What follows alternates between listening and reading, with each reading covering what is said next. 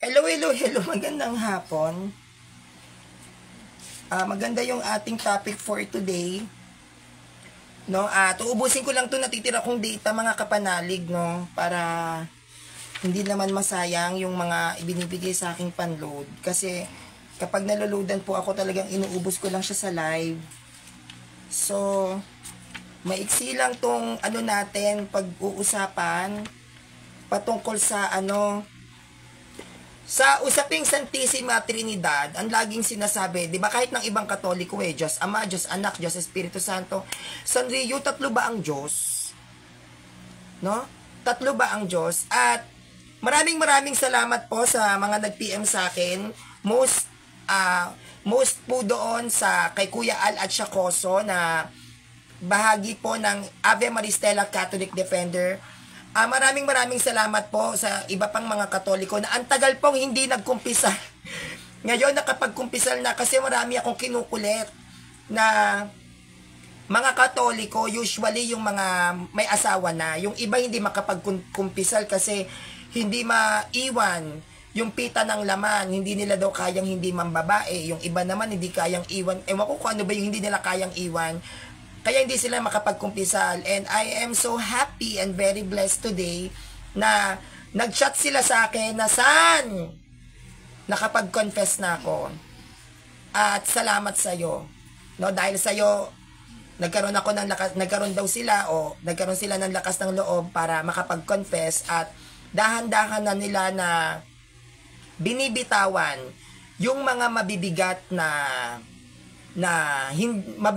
kasalanan na hindi nila kayang bitawan. At congratulations po sa mga kapanalig ko na unti-unti na rin po na nakaka-recover, unti-unti nang nakakayanan na talikuran yung kasalanan na masasarap. So, salamat po sa mga Katoliko sa inyong pagtitiwala sa akin, no? At congratulations po at kayo nakapagkumpisal, no? Short lang po ito na live presentations natin kasi baka hindi na po kayanin ng data ko. Kasi ang gamit ko kasi sa pagla-live dito SIM. Yung dito SIM, malakas ang signal pero ang lakas niya kumain ng data. Gumamit ako ng talk and text dito. Hindi siya pwedeng gamitin sa live. Lagi siyang reconnection. Nagagamit ko lang yung talk and text ko pag tinitipid ko tong dito SIM ko sa pag-check ng mga message o pagtingin ng mga videos, yon nagagamit ko yon. Pero kapag dating sa pagla-live ko kasi, dito SIM yung gamit ko. Kaya dalawang SIM card po yung niloloadan ko. Isang talk and text, tsaka isang dito SIM. Kaso wala na pong load yung talk and text ko. Kaya dito ako sa dito SIM. Yung dito SIM kahapon ko pa po itong load. Kaya gagamayin ko na lang yung kung hanggang saan siya pwedeng umabot, no? Kasi yung magiging live presentations ko rin dito ay i-share ko at sinishare ko din sa YouTube account ko para din sa mga Katoliko na nanonood sa akin via YouTube, no? Kaya ang ang pag-uusapan natin ngayon ay patungkol sa Trinity na sinasabi nila tatlong daw ang Diyos. Kasi 'di ba, God the Father, God the Son, and the God the Holy Spirit. Tatlo ang Diyos. But before tayong pumunta doon, no, sasagutin muna natin yung sinasabi ng mga Protestant sa atin, no, na bakit nga ba walang mababasa na Trinidad sa Bible, no? Bakit nga ba walang mababasang Trinidad sa Bible? Meron po bang mababasang Trinidad sa Bible? Wala po. Kapag tinanong kayo ng Protestant, oy, saan mababasa Trinidad? Letra por letra. Wala po tayong malalatag nun.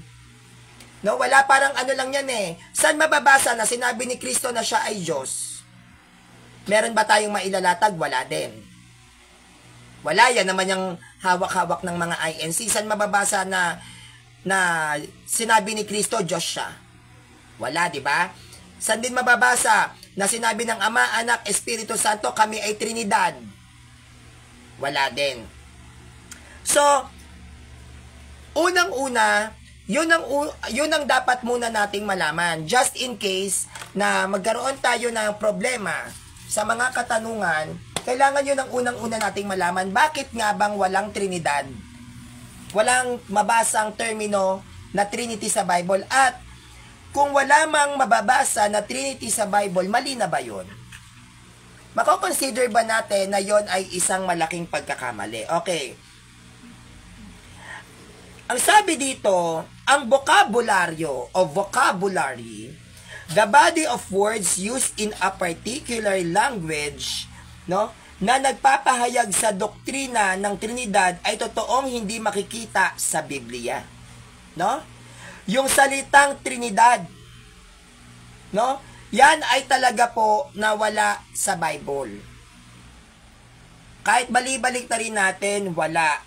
Pero hindi porket na hindi natin mababasa letra por letra ang salitang Trinidad sa Bible, ito ay nagpapakita na mali. Mali kayo, wala namang Trinity sa Bible eh. Hindi po yun ganun. Hindi po porket walang terminology na Trinidad na mababasa letra por letra sa Bible ay imbento na. Sinungaling na. No? Gawa-gawa na lang ng Katoliko. No. No? Kaya,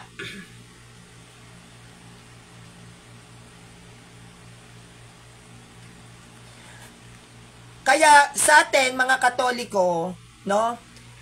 Kahit na wala tayong mababasa na standard na letra por letra na Trinity o Trinidad sa banal na kasulatan, hindi ito maaaring magsabi na hindi ito totoo, na hindi ito umiiral. Hindi natin kahit kailan pwedeng itanggi yung mga pangungusap, yung mga terminology o termino, yung mga katawagan na sinasabi, yung mga pagtukoy, yung mga iba't ibang anyo ng salita, no? Ay hindi na dapat paniwalaan dahil doon. No, bakit? Dahil meron tayong tinatawag na pagbabago. Yan yung tinatawag nating development stage. May mga pag-unlad kasi sa pananalita. Bagamat alam natin, no, na ang terminology Trinity o Trinidad, letra por letra ay wala sa Bible, pero yung nilalaman nito, yung diwa ng Trinidad ay nasa Biblia. Nasa Biblia po yan. At marami po tayong bersikulo sa Biblia na mababasa na ang Ama, Anak at Espiritu Santo ay umiiral. Hindi porket hindi tinawag ng Ama, Anak at Espiritu Santo dahil tatlong persona sila na, oy, kami yung Trinidad, saan mababasa sinabi ng Ama, Anak, Espiritu Santo na Trinidad kami? Hindi porket wala tayong mabasa doon, yun ay mali. That's wrong. Walang logic ang taong ganon. No? Walang logic. Dito tayo sa dictionary. Gagamit tayo ng dictionary, wikipedia.org vocabulary. Ang sabi rito, the degree of knowledge. Within the receptive productive distinction lies a range of abilities which are often referred to as degree of knowledge. That simply indicates that a word gradually enters a person's vocabulary over a period of time as more aspects of word knowledge are learned. Roughly, these stages could be described as: number 1, never encountered the word. Diba? Never encountered the word. Wala kang nabasang ganong salita. Kalawa, heard the word but cannot define it. Narinig mo yung salita pero hindi mo naman alam kung ano yung kahulugan. Katlo, recognize the word due to context or tunes of voice. Pagkakakilanlan ng salita na nabanggit ayon doon sa kung paano yun sinasalita. Able to use the word and understand the general and or intending meaning but cannot clearly explain it. Naiintindihan mo yung salita, no, naiintindihan mo yung nabasa mo, pero hindi mo naman siya kayang ipaliwanag ng maayos. Kalima, fluent with the word, its use and definition. No? Dito sa degree of knowledge ayon sa Wikipedia, kung ating pag-aaralang maigi, no, na yung mga kaalaman Dito sa sinasabi sa dictionary, mali ang kaisipan na dahil hindi nabasa ang isang terminology na naglalarawan sa isang bagay, tao, lugar o pangyayari, hindi na ito totoo o umiiral. No? Sa dictionary na to mismo, no? Maliwanag kung gayon, bagamat walang salitang Santissima Trinidad na mababasa at nakasulat letra por letra sa Biblia, hindi po pwede nating sabihin na ito ay makatwirang hindi na totoo at hindi na tunay. Katulad ng ibinigay nating halimbawa doon sa nakaraan nating live, di ba? Si Christ ay incarnated, nagkatawang tao ang Diyos. Incarnation ang tawag doon. May incarnation ba sa Bible? Wala. Pero naniniwala tayo na si Christ ay nagkatawang tao kahit na wala tayong mababasang incarnation sa Bible. Naniniwala tayo that the Bible is a word of God. 'Di ba? Naniniwala tayo, what is Bible? Bible is the word of God. Pero may nabasa ba kayong Bible sa loob ng Bible? Wala. Ganun din pagdating sa usapin ng Santissima Trinidad. Bagamat wala tayong makikita na letra por letra na Santissima Trinidad sa loob ng Biblia, pero naniniwala tayo doon. Bakit? Kasi nandoon yung pag-iral. Wala man tayong mabasang incarnation sa Bible dahil kay Christ yun nilalarawan, pero naniniwala tayo na si Kristo ay nagkatawang tao. Wala man tayong mababasang Biblia sa loob ng Biblia, pero naniniwala tayo na ang Biblia ay Word of God. Bakit? Dahil ang nilalaman ng Bible ay Word of God. Wala man tayong mabasa letra por letra na Santissima Trinidad sa loob ng Biblia, pero naniniwala tayo na merong Santissima Trinidad. Di ba? Naniniwala tayo na may Santissima Trinidad. Bakit? Dahil doon sa pag-iral. Sabi ni James Zwingli, paniniwala ng mga Buddhism ang incarnation. Iba naman ang incarnation kasi sa Buddhism. Kapag ikaw namatay, pwede kang maging ipis, pwede kang maging pusa, pwede kang maging daga. Ganun ang Buddhism. Ang incarnation ay hindi lang yan tumutukoy sa Buddhism. Pwede natin yang ilarawan kay Christ. Bakit? Sapagkat ang Diyos ay nagkatawang tao. Iba naman ang paniniwala ng Buddhism sa incarnation. Pag ang tao namatay, pwede kang maging langaw, pwede kang maging lamok. Depende yan sa kung paano mo i-interpret ang salitang incarnation. Kung ang incarnation na stand mo ay pang Buddhist ka. Under ka ng Buddhismo. Ang stand ng Catholic Church, kaya siya tinawag na incarnation, ay dahil ang Diyos ay nagkatawang tao. Hindi ba? Yun ang incarnation. Iba naman dun sa mga Buddhism na sinasabi ni James Zwingli. Pag sinabing incarnation ng Buddhist, pwede kang maging aso. Pag i-incarnate ka, magiging aso ka. Ganon sila ganon ang mga Buddhist. Tayo din naman tayo ganon na kapag namatay ang tao, pwede ka maging langaw. Pwede ka maging lamok.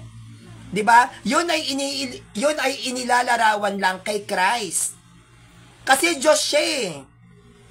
Diyos siya. At siya ay nagkatawang tao. Incarnation yung tawag doon. Iba naman doon sa sa Buddhist. Iba yon. Reincarnation sa pagkakaalam ko ang tawag doon. Reincarnation. Yung magiging ipis ka. Iba naman yung incarnation. Yung incarnation kasi, umiiral ka na. Pero nag-shift ka doon sa ibang ibang katayuan. Kumbaga, nag-exist na si Christ as God, nagkatawang tao siya. Kaya siya na-incarnate. I-search mo sa dictionary anong ibig sabihin ng incarnation. Hindi lang yan ginagamit ng mga Buddhismo. Yan ay ginagamit din paglalarawan kay Christ. No? Ginagamit yan. Kaya hindi natin pwedeng gamitin na sinasabi ni James Zwingli ng incarnation ay pang Buddhismo. Hindi. Ginagamit yan ng mga ng mga Catholic defender na paglalarawan kay Christ pagdating sa pagkakatawang tao. Kasi hindi naman si Christ hindi naman siya talagang nung hindi pa siya na-incarnate, hindi naman siya tao, Diyos siya. Kaya nga God is Spirit eh. Kaya nga si Christ, 'di ba? Dual nature. Ano yung Ano yung nature ni Christ? Man and a God. Yung spirit ni Christ, yun yung God. Yung flesh niya is a man. Ano yung nag-incarnate doon? Ano yung nag-incarnate? Yung spirit nagkaroon ng flesh. I-research natin yung salitang incarnation. Hindi lang mga Buddhist ang pwedeng gumamit ng ganyan. Depende 'yon kung paano mo ipapaliwanag. No? Sabi ni James Wingley, paniniwala ng mga pagano na ang mga Diyos ay nagkatawang tao nakasulat sa gawa. Ang mga Diyos. Hindi naman, ang Diyos naman natin hindi mga eh. Ang Diyos natin hindi mga. Kung sila, paniniwala ng pagano, di ba sabi mo, paniniwala ng pagano na ang mga Diyos ay nagkatawang tao. Mga Diyos, ibig sabihin, marami silang Diyos. Paniniwala ng pagano yon, hindi mo yon pwedeng i-relate sa paniniwala nating mga Katoliko kasi iisa lang ang Diyos natin. Hindi natin pwedeng i-relate yung paniniwala ng Buddhist sa paniniwala ng Christianity, yung paniniwala ng pagan sa paniniwala ng Christianity. May kanya-kanyang stand yan. Kaya kung may paniniwala ang mga pagano na ang kanilang mga Diyos ay nagkatawang tao, Diyos nila yon. Iba naman ang Diyos ng pagano sa Diyos ng Katoliko eh. At hindi mga Diyos ang nasa sa atin, Diyos lang. At iba din yung sinasabing reincarnation ng mga Buddhist. Actually, reincarnation yan eh. Reincarnation, alam ko, hindi yan incarnation. Iba kasi alam ko yung incarnation sa reincarnation eh. Yung sa mga Buddhist, yung reincarnation nila, iba sa incarnation ni Christ. Sa mga pagano, yung paniniwala nila na ang mga Diyos nila ay nagkatawang tao. Hindi naman natin Diyos yun eh. Ang mga Diyos nila si Artemis. Diyos mo ba si Artemis? Si Zeus, si Venus. Iba naman yung Diyos nila eh. Ang Diyos natin, Santissima Trinidad, iisang Diyos lang. So, hindi din natin yun pwedeng ikumpara. Iba yung aral ng pagans pagdating sa pagkakatawang tao. At iba din yung yung aral nating Katoliko. And pandagdag kaalaman lang po during the time nung wala pa pong Christianity, no? Wala pa pong Christianity, siguro before Christ pa, BC. No, wala pa, hindi pa nag-exist si Christ. May pagano na pinaniniwalaan nila na nagkatawang tao. Meron po talaga. Kaya nga po yan tinapatan ni Kristo para basagin nyo na ang inyong kinikilalang Diyos na nagkatawang tao ay hindi nag-e-exist. At akong si Kristo na nagkatawang tao ay nag-e-exist at nakikita ng mga tao. Isa yon kung bakit gumuho ang paniniwala ng mga pagano na sila ay may Diyos, mga Diyos-Diyosan na nagkatawang tao. Ang gumiba niyan si Christ. Totoo yung salitang nagkatawang tao, sa pagano nagsimula yan. Kaya nga, ang tingin ng mga pagano sa mga Kristiyano noon, mga pagano kayo. May gumagamit ng logos noon. May gumagamit, kaya nga, ang ginawa ni Christ, kasi marami silang nakuwang mga tao at pinaniniwalaan na yun ang logos nila. No, ang salita ay Diyos at ang Diyos ay nagkatawang tao. Naniniwala yung mga pagano noon. Kaya nung si Kristo ay isinilang ni Maria sa pamamagitan ng paglinlim ng Espiritu Santo, pinatunayan ni Kristo sa mga paganong ito na ang inyong Diyos-Diyosan na sinasabi ninyong nagkatawang tao ay hindi existido. Yan ang isa sa giniba at binasak ng mga apostol. Yang mga pagano na yan. Yes, totoo. May mga pagano na nagsasabi na ang mga Diyos nila ay nagkatawang tao. Oo.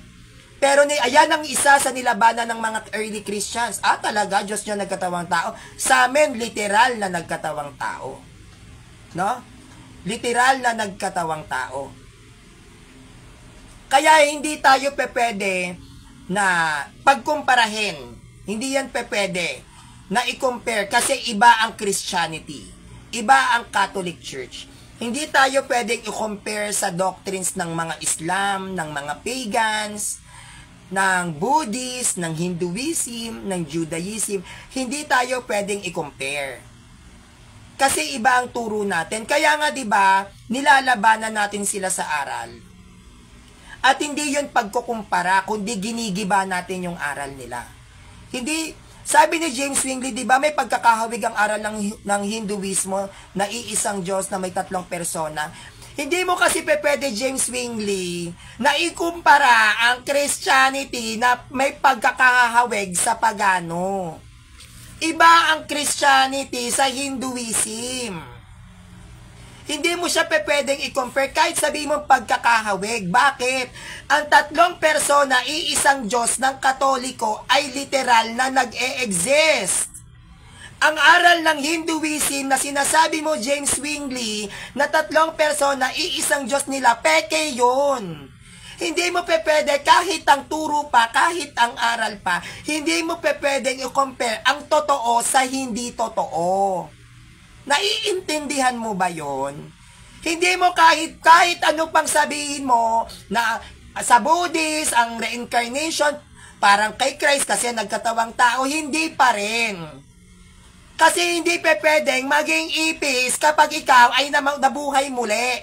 Pag ikaw ay namatay, hindi ka na pwedeng ma-reincarnate pa. Hindi mo pwedeng sabihin, James Zwingli, na magkahawig ang Hinduism sa Catholic Church, hindi pa din pwede. Diyos-Diyosan yon. Pag sinabing Diyos-Diyosan, peke. Hindi mo yun pwede na sabihin na magkahawig. Kasi pag sinabing magkahawig, magkamuka, no. Hindi pwedeng maging magkamuka ang peke sa totoo. Malalaman at malalaman pa rin ng tao kung peke yon o original. Kahit sinong tao tanungin mo, pwede mo ba na sabihing magkamuka ang original sa fake? Pag ginawakan pa lang ng tao, alam nila hindi to totoo eh. Diyos-Diyosan yon, wag mong i-compare ang tatlong persona sa mga Diyos-Diyosan. Hindi mo yan pwedeng ikumpara kasi magkaiba yan. Ibang-iba sila. Hindi mo pwedeng ikumpara si Satanas at sa Santissima Trinidad. Hindi mo pwedeng ikumpara. Sabi ni James Zwingli, bakit maraming may naniniwala na Santissima Trinidad po yung topic natin. Wala tayo sa paru-paro, James Zwingli. Pwedeng quiet ka muna kasi nagtuturo kasi ako, nadidistract ako sa comment mo. Wala tayo sa pag namatay ang tao, magiging paru-paro. Hindi ko alam kung bakit gano'n ang turo ng Buddhist. Kasi hindi naman ako Buddhist eh. Katoliko ako. Kung may Buddhist na lalaban sa akin sa Kristiyano, sige, lalabanan ko yan. Lalabanan ko yung sinasabi mo. Kasi ang layo eh, nasa Santissima Trinidad ako, nadidistract ako sa'yo. Hindi ba? Ang layo nung nung comment mo. Ayoko namang ma-offend ka kasi Katoliko ka. Sinagot ko na nga kahit out of context na yung tanong mo. Kasi nakatitig ako sa mga kapanalig ko rito. Limitado lang yung data ko. Buti sana kung mahaba yung data ko. Nauubos kasi. No? Okay. So, balik tayo sa topic kanina, no? Hindi porket hindi po natin mababasa letra por letra ang Santissima Trinidad sa Biblia, ito ay nangangahulugan na hindi na totoo. Di ba katulad ng sinabi ko sa inyo, ang tawag natin sa banal na kasulatan Biblia. May mababasa ba kayong Biblia sa loob ng Biblia? Wala. Pero naniniwala tayo na ang Biblia ay salita ng Diyos. Kahit walang Biblia na salita ng Diyos na nakasulat sa loob ng Bible. Di ba? Walang sinabi si Christ sa mga alagad niya, sa mga disciples niya na, "Oy, Diyos ako." Wala. Kahit kalkalin niyo yan, wala. Pero naniniwala tayo na si Kristo ay Diyos. Sige nga, James Zwingli, saan mababasa? Ako, trip mo ako, James Zwingli, sige, papatulang kita. Saan mababasa sang verse na may mababasang salitang Biblia sa loob ng Biblia? Sige. Latag mo, James Zwingli. Kasi dinidistract mo kaya alam ko protestante ka eh. Saan mababasa yung Biblia sa loob ng Biblia? Latag mo ngayon. Sige. Kahit Trinity pa to, kaya kong pagsabayin yung pagsagot ko sa iyo at tatanungin kita. Siguraduhin mong makakasagot ka sa akin, ha? Hindi mo ako madidistract basta-basta, napuputo lang yung presentations ko, pero sige, papatulang kita. Saang sitas mababasa na may Biblia sa loob na Biblia na nakasulat? Latag mo. Sige. James Wingley, anong sitas? Wag mo akong pinag-iintay. Dalian mo. Kanina, kinokompara mo 3 persona sa mga pagano, hindi ka nahiya kay Kristo, kokompara mo sa Diyos-Diyosan. Ngayon, James Wingley, latag mo rito. Letra por letra, saang sitas mababasa ang salitang Bible? Sige. Saan? The word Bible, that is an invented name. Ang nagbigay ng salitang Bibliyang pangalan, Pope Siricius. Sa original compiled, sa original Bible natin, which is the Latin Vulgate, walang salitang Biblia doon. Kasi kung may salitang Biblia sa loob mismo ng Bible, nangangahulugang may Biblia nang ginamit ang mga apostol.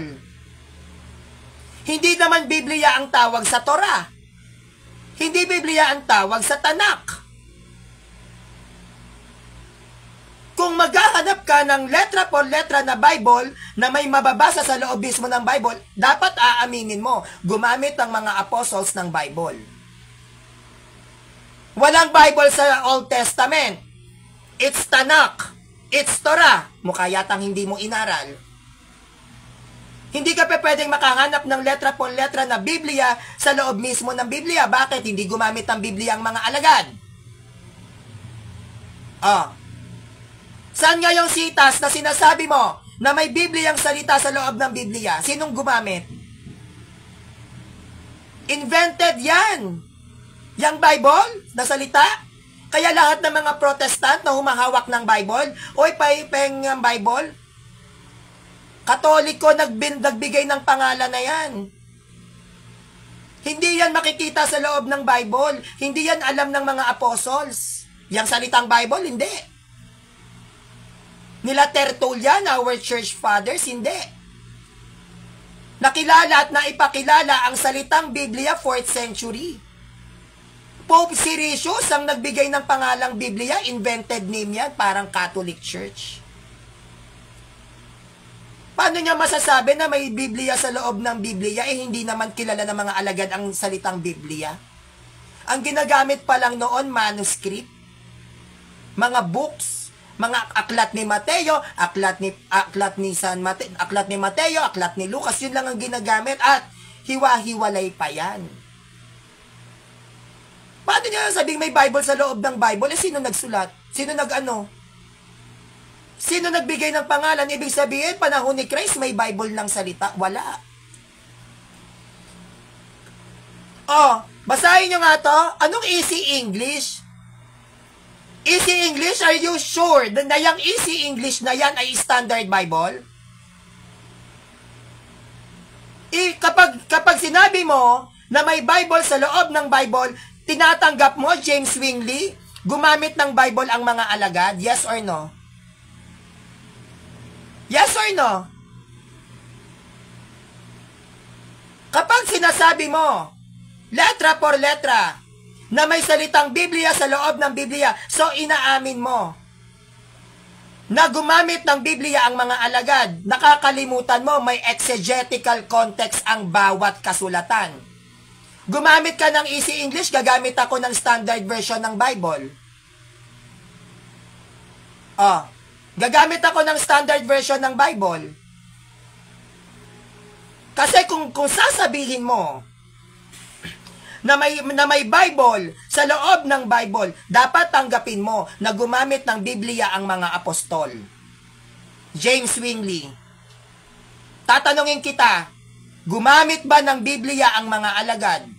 Dapat alam mo, exegetical context niyan. Tatandaan mo, James Wingley, ang paggamit ng Bible, ginagamitan ng dalawa yan. Isang eisegesis at isang exegesis. So, tatanungin kita, Marcos 14 verse 21, easy English na nilatag mo. What is the exegetical context dyan sa nilatag mo? Ano yung exegetical context niyan? Ha? Yang nilatag mo, James Wingley. Tinatanong kita.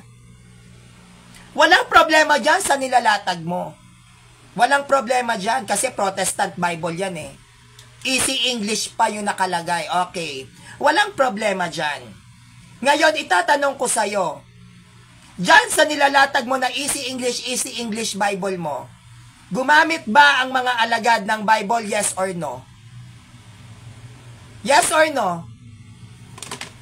Gumamit ng Biblia? Oo o hindi? Kung gumamit ng Bible ang mga alagad, kanino nagpasimula ang salitang Bible? Ang sabi ko, walang Bible na mababasa sa Bible dahil hindi gumamit ang mga alagad ng Bible. Oh. Gumamit ba yung mga alagad ng Bible? Kaya nga tinatanong ko sa iyo, anong exegetical context niyan? Kapag ikaw letra por letra, hindi ka Katoliko. Hindi ka Catholic. At yung Easy English Bible mo, standard version ba yan ng Bible? Yeah, ha, James Wingley? Standard version ng Bible yan? Sagot. Sagot. Tinatanong ko sa iyo exegetical context ng nilalatag mo na Bible. Sabi ko sa iyo, di ba, dalawa ang paggamit ng Bible. May eisegesis, may exegesis. Kung naglatag ka ng Bible, ano ang exegetical context ng nilalatag mo? Hindi pa pwedeng ganon. Dahil nabasa mo lang letra por letra, ayun na yung understanding mo. No, that's wrong. Explain it to me. Bakit Bible lang nilagay dyan sa Easy English? Why? Bakit? Paliwanag mo sa akin. What is the reason na yung Easy English Chuchu version Bible mo na hindi pa standard Bible, bakit Bible lang nilagay? Yan ba na, yang bang Easy English version Bible mo? Pag hinanap ko yan sa Latin Vulgate, may Bible? Ang first compiled Bible is the Latin Vulgate. Bakit walang Latin Vulgate Bible sa loob mismo ng Bible? Eh, ayun ang unang Bible. The Latin Vulgate version. Ang na-compiled ng ng Catholic Church is the Latin Vulgate Bible. Galing sa Hebrew and Greek manuscript. Bakit Bible lang? Dapat Latin Vulgate isama. Oh. Pag sinabing Bible, at hanapin natin ang letra por letra, isama nyo ang Latin Vulgate dahil yon ang first compiled Bible. Oh, tinatanong kita, bakit Bible lang nakasulat dyan? Ano ang exegetical context niyan? Hindi tayo pwedeng gano'n na lang. Hindi tayo pwedeng gano'n na lang na, ay may nabasa ako, eto, letra por letra, tas hindi mo kayang ipaliwanag. Hindi pwedeng gano'n, dapat alam mong i-explain. Ano, James Wingley? Inaantay ko sagot mo. Hindi ka pwedeng maglatag sa akin ng sitas basta-basta, dapat alam mo kung paano mo ipapaliwanag yan. Diyan sa Easy English Bible na nilalatag mo na hindi pa standard version ng Bible, bakit Bible lang sinulat nila dyan? Bakit Bible? Oh. Halimbawa, sa King James Version, dinagdagan nyo ng alone. Oh, aliin. Ano yung aliin na yon? Ano yung dinagdag nila dun sa aliin? Faith alone. Oh, sa ibang Bible, hindi alone na nakalagay. Dapat alam mo yan kung paano ka gagamit ng Biblia. Gagamit ka ng mali? Maling translation? Lahat ba ng translations ng Bible ay tama? Huwag kang gagamit ng hindi valid. Aba, maglalaban tayo dyan. Kagamit ka ng King James Version Bible, ang faith, ang nakasulat doon, faith alone. Oh, ang nakasulat sa mga born again Bible, born again. Pero hindi naman born again ang original ng nakasulat dyan, born from above. Hindi mo ka pwedeng latagan ng references ng hindi standards. Oh. Sabi ni James Wingley, ano ang standard dapat? Kung sino nag-compiled? Catholic Bible. That is a standard Bible. Standard Bible ang gagamitin mo, Catholic Bible. Hindi lahat ng translations tama. Gumamit ka ng Protestant Bible, King James Version Bible. Ang nakalagay doon, you must be born again. Pero hindi naman born again ang nasa original translation. It's born from above. Gumamit ka ng Lamsa version, iba rin ang version nila. So, Standard Version Bible. Bakit ka gagamit ng mga translation ng ano? Ng mga nagpapalit ng mga translations? Mali yung ganon. Doon ka sa Standard Bible, kung sino nag-compiled. Kaya nga tinatanong kita, James Wingley, bakit Bible nakasulat dyan? Ano ang exegetical context niyan? Ano ang gustong sabihin nung nagsulat na yan? Hindi Standard Bible, walang Easy English. Walang gumagamit na Catholic Faith Defender kahit mga dalubhasa, Easy English? Easy English? Ang standard ito. Anong standard na Bible? O sige, papakitaan kita.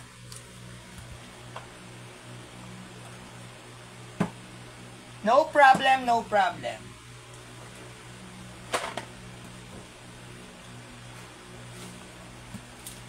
Ito. Yan. Lalatag ka ng sita si baka hindi mo pa to alam. Oh. Pakita pa ako sa'yo ng Bible.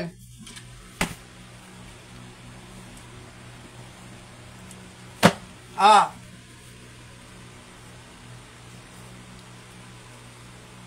Good News Bible. So, pa isa. Ah, sige. Ah.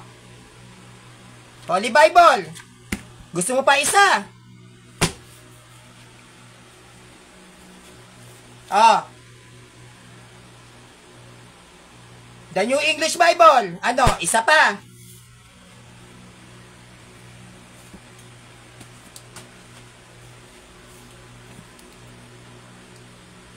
The Calendar Bible. Itong Bible na to ay taong... Anong taon to?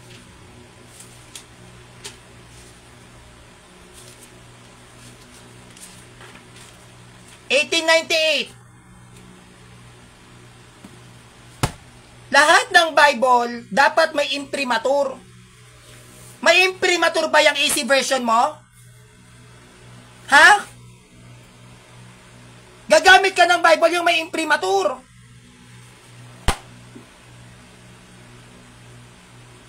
Ngayon, o tignan mo, di ba? Wala ka masagot? Kapag gagamit ka ng Bible, make sure may imprimatur yan. O, eto pa isa. O, KJV edition.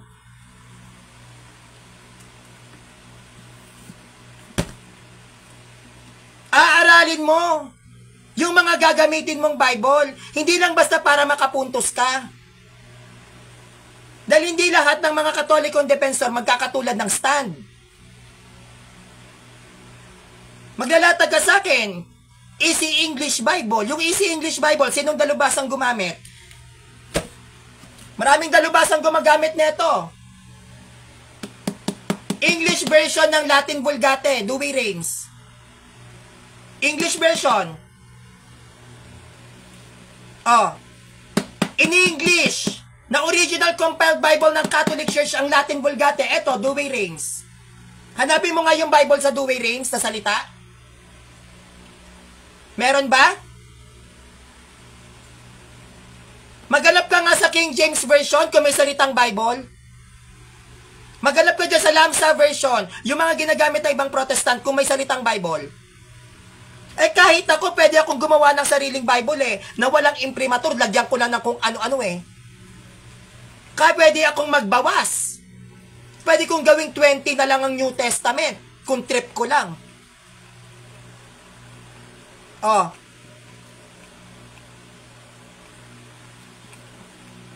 O bakit James Wingley? Common sense, ang Bible ba kapag gumamit ka, hindi ka gagamit ng exegetical context? Kaya nga tinatanong kita yung nilatag mo, ano ang exegetical context nun? Yung nilatag mo, hindi ka pa pwede sa akin maglatag ng ganyang argumento, kailangan ipapaliwanag mo sa akin. Hindi ko siya pwedeng literal na titigan kasi hindi ako Bible alone. Hindi ako Bible alone. Sabi ko sa iyo, patunayan mo sa akin na may mababasang Biblia sa Bible. Kasi kung meron kang mababasa, kailangan mong ipaliwanag sa akin bakit Bible yung sinulat. Kasi kapag nagsulat ka ng salitang Bible, ibig sabihin may dahilan. Ano yung dahilan? Hindi ako Bible alone na, ay, ito, may Bible, ito, may Bible akong nalatag, okay na? Hindi. Pag gagamit ka ng Bible, hindi ka parang protestante. Oo nga, tama nga. Hindi, ipaliwanag mo sa akin. Bakit yan ang sinulat? Hindi ako protestant. Na may mabasa ka lang na literal? Maniniwala ka kaagad? Hindi. Sa easy version na sinasabi mo, kahit sabihin natin hindi pa standard yan, tinatanong kita, ano yung exegetical context niyan? Hindi ako pwede na may mabasa akong Iglesia ni Cristo sa Bible, Roma 16 verse 16, INC na? Natatag ni Felix Manalo? Ganon ba yun? Ipaliwanag nila sa akin, anong ibig sabihin ng mga Iglesia ni Cristo? Hindi porket may nakita kang Iglesia ng Diyos, MCGI na? Ay, oo, MCGI kasi may nabasa sa Bible. Hindi naman ako protestante. Ang kausap mo, Katoliko. Nagbigay ka sa akin ng version, pero nakakalimutan mo, hindi ako Bible alone. Kapag sinabing hindi Bible alone, tignan mo yung exegetical context. Anong salitang katumbas, ikaw naglalatag sa akin mo itatanong. Tinatanong kita, sino ang nagbigay ng pangalang Biblia sa Biblia? Para magkaroon ng compiled ng Catholic Church na may salitang Bible sa loob ng Bible. Sino nagbigay ng pangalang Bible dito sa Bible na to? Sino? Sino ang naglagay? Sino ang nagbigay ng pangalan na Biblia ang tatawagin sa mga ganito? Sino? Dapat unang-una alamin mo muna. Bakit Bible ang tawag dito? Sino nagbigay ng pangalan? Aaralin mo yung history. Hindi basta gamit ka ng mga Biblia kung hindi mo naman alam kung accurate o hindi. Hindi ka pwedeng basta-basta ka nalang dedepensa na hindi mo alam kung ano yung exegetical context o kasaysayan ng ginagamit mo. Sino nagbigay ng pangalan Biblia sa Biblia? Kung maghahanap ka ng salitang Biblia, wag lang Bible. Dahil the first compiled Bible is Latin Vulgate. Dapat ang nakalagay dyan, Latin Vulgate Bible. That is the first compiled Bible pagdating sa Christianity. Kaya nga tinatanong ko sa'yo, what is the exegetical context ng sinasabi mo?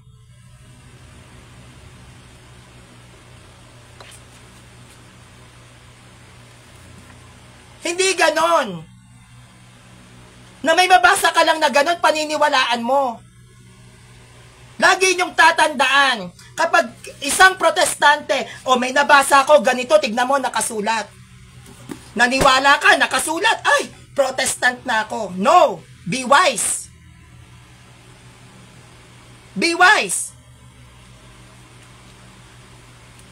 Kapag sinabi sa inyo, nakasulat dito, eto pala, Bible, sabi mo, saan mababasang may Bible? Tanong ka kaagad, ano ang exegetical context niyan?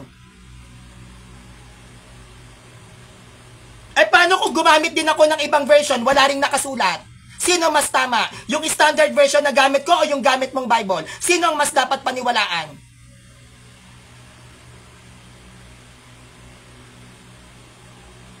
Doon tayo lagi sa totoo. Pag walang nakasulat, wala. Ipipilit ninyo ng ipipilit. May Bible na nakasulat sa loob ng Bible. Sino nagbigay ng pangalan? Wala, di ba? Walang nakasulat sa loob. Bakit invented yung salitang yan?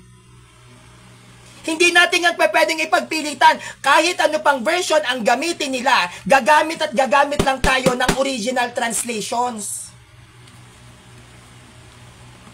Kahit ano pang sabihin nila. Kaya nga magpakita ka ng versions. O sige, nagpakita ka. Tinatanong kita, James Wingley, ano ang exegetical context nun? Ano nga yung exegetical context? para malaman mo kung accurate ba yung pagkakasulat.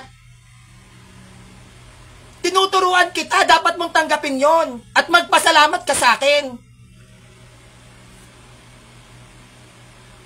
Maghanap ka ng versions, nagbigay ka.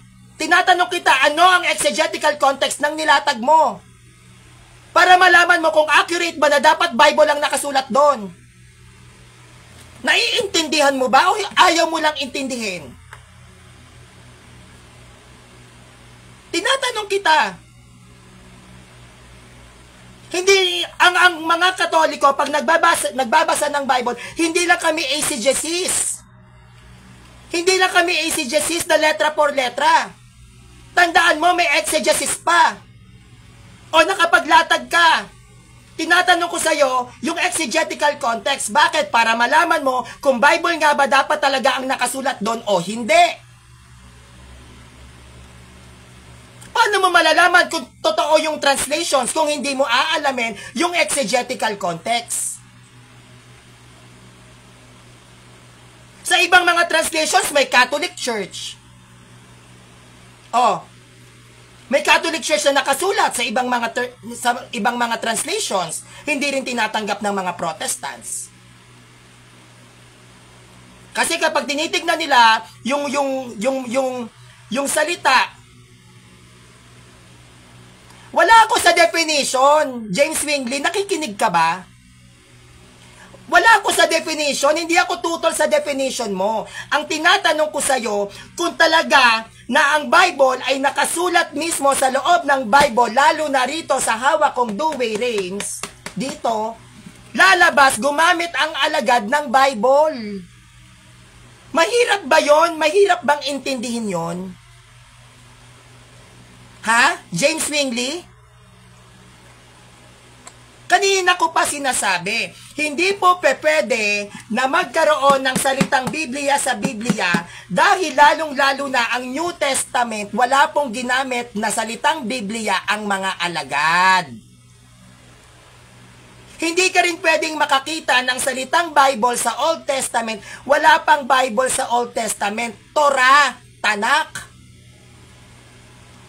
At ang salitang Biblia ay hindi pwedeng mailagay sa loob ng Bible dahil yan ay ibinigay na pangalan o bansag o titulo ng Santo Papa ng Catholic Church na si Pope Siricius.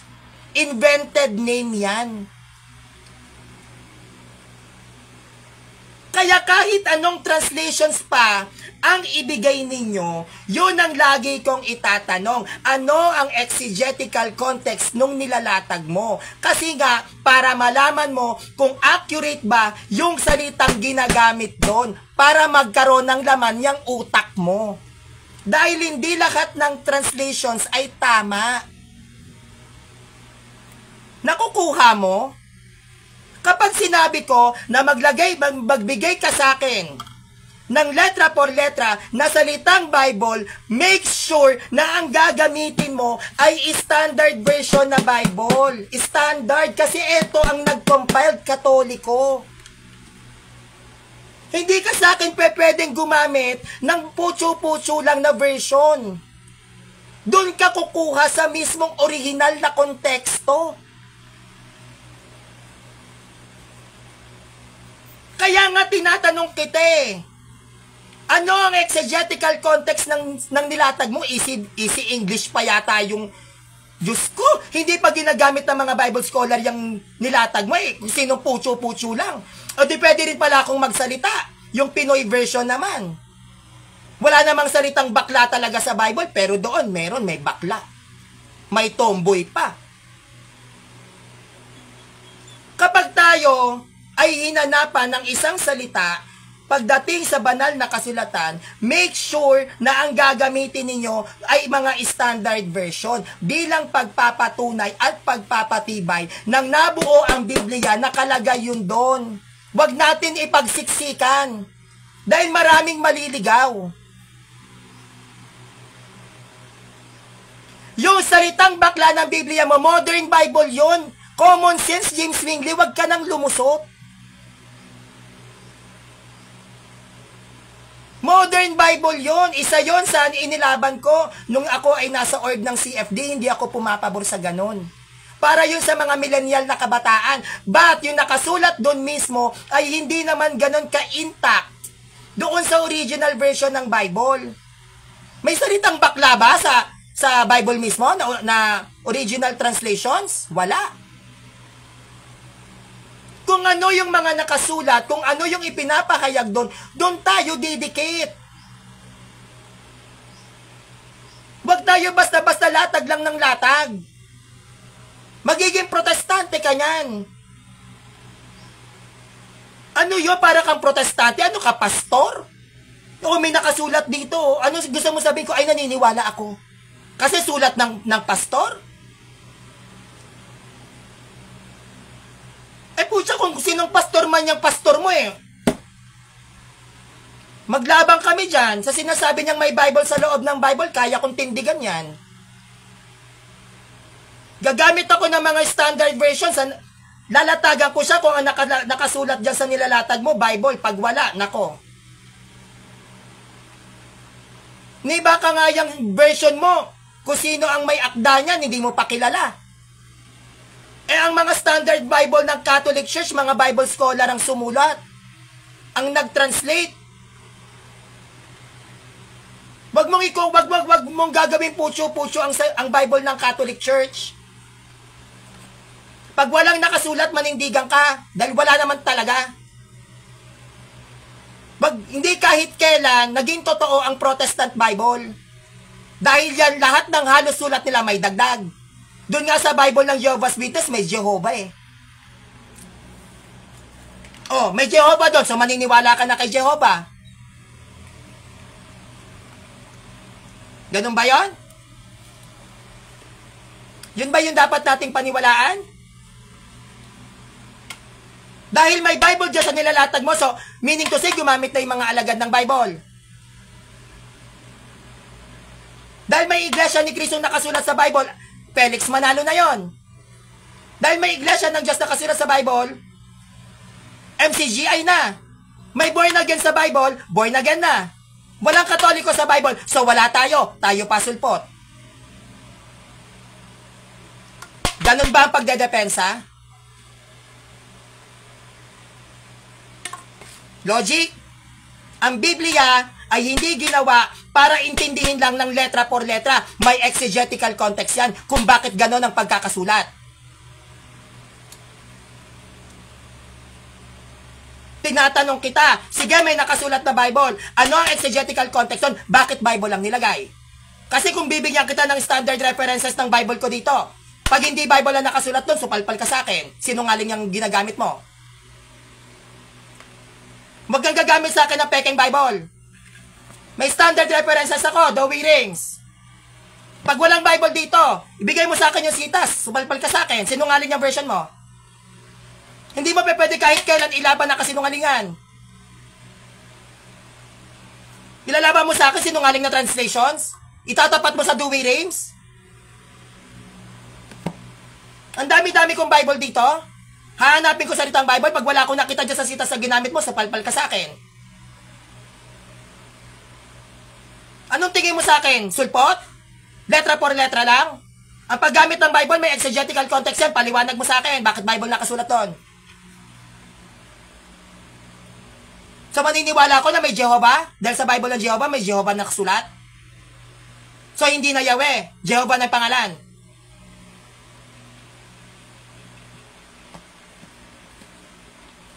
Di ka marunong makinig, tinuturuan ka na nga.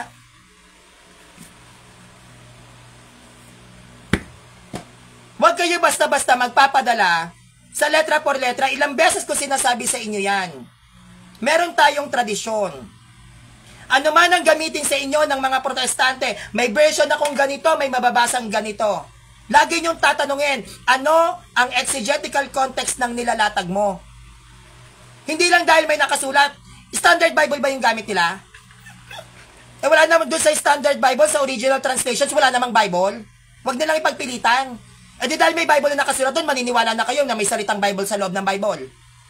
Hindi nyo na ipaglalaban yung totoo. Di gumamit na yung mga alagad ng Bible.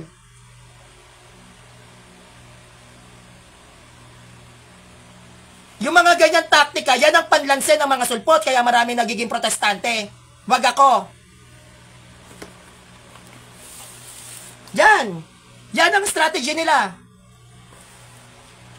Sabi ni Sanrio, walang Bible sa loob ng Bible. Magpapakita ng Bible. Eto may Bible, no? Sinungaling si Sanrio. Ito naman tangang Katoliko, ay oo nga, sinungaling si Sanrio. Pero hindi nila tinanong, ano ang exegetical context ng salitang Bible doon? Meron akong standard Bible dito. Nasaan dito ang salitang Bible? Ano ang totoo? Yung original translations o yung translations na gamit nyo? Pag sinabi kong walang Bible na nakasulat sa loob ng Bible, wala. Dahil hindi gumamit ang mga alagad ng Bible, huwag nyo ipagpilitan yan. Kahit sino bang pastor yarap na sa akin? Huwag kayo magkakalat ng lagim sa social media, lalo na pag mali. Pagpipilitan nyo pang may Bible sa loob ng Bible, eh wala nga Bible.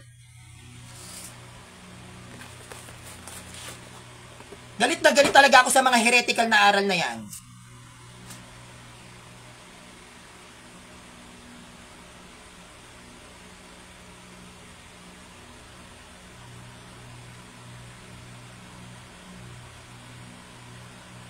Ang sabi dyan, sabi ni James Wingley, di ba po, sabi ni Apostol Pablo, hindi dapat panghawakan ng tradisyon? Are you sure? Sigurado ka na walang nakasulat sa Biblia? Sinasabi mo ba na walang halaga ang tradisyon? Ha? Sigurado ka? Sige.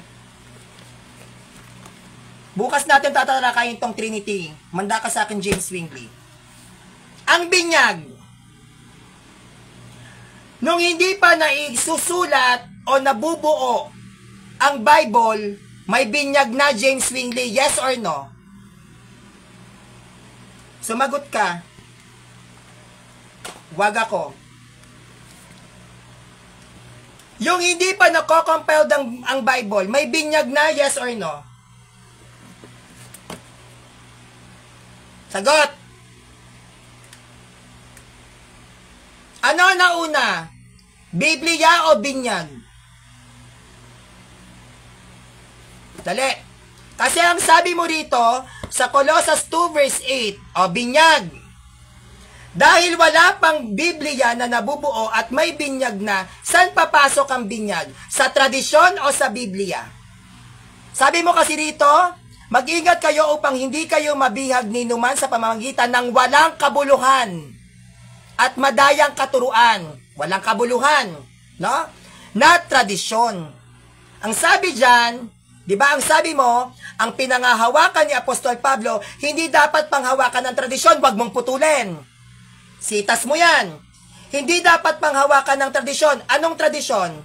May kabuluhan o wala? May kabuluhan o wala? James Wingley, wag mong puputulin. Sabi ko sa iyo, wag ako eh. Ang sabi diyan, no? Ang sabi mo dito, sitas mo to, James Wingley, ha? Sabi mo, sabi daw ni Apostol Pablo, hindi daw dapat panghawakan ng tradisyon, so dapat daw walang tradisyon, sa madaling salita. Naglatag ka ng sitas, James Wingley. Mag-ingat kayo upang hindi kayo mabihag ni numan sa pamamagitan ng walang kabuluhan at madayang katuruan na hindi kay Kristo nagmula. Hindi kay Kristo nagmula, kundi sa mga tradisyon ng mga tao at mga alintuntunin ng mundong ito. So sinasabi diyan ni San Pablo, huwag magmumula ang tradisyon mo pag hindi kay Kristo galing. Tama, mali? Tama, mali? James Wingley, di ba bautismo po? Yung bautismo ba at binyag magkaiba? Ha? Yung bautismo ba at binyag ay magkaiba sa'yo, James Wingley? Sagot. Sagot. Yung bautismo ba at binyag ay magkaiba? Sumagot ka. Dali. James Wingley, magkaiba? Paano magkaiba? Paliwanag mo nga paano magkaiba. Paano naging magkaiba ang binyag sa bautismo? Paliwanag mo. Dali. Sige, paliwanag mo. Paano nga naging magkaiba? Paliwanag mo. Paliwanag mo, paano naging magkaiba, James Wingley, ang binyag at bautismo? Sino ang mentor mo? Bakit ganyan kahina ang utak mo? Pakilala mo ako, lalabanan ko. Paano naging magkaiba ang binyag at bautismo? Ipaliwanag mo. Sino nagtuturo sa'yo? Tapat mo nga sa akin. Ha? Paano naging magkaiba yan? Bakit ganyan na tinuturo sa'yo? Sino may sabi sa'yo? Ha?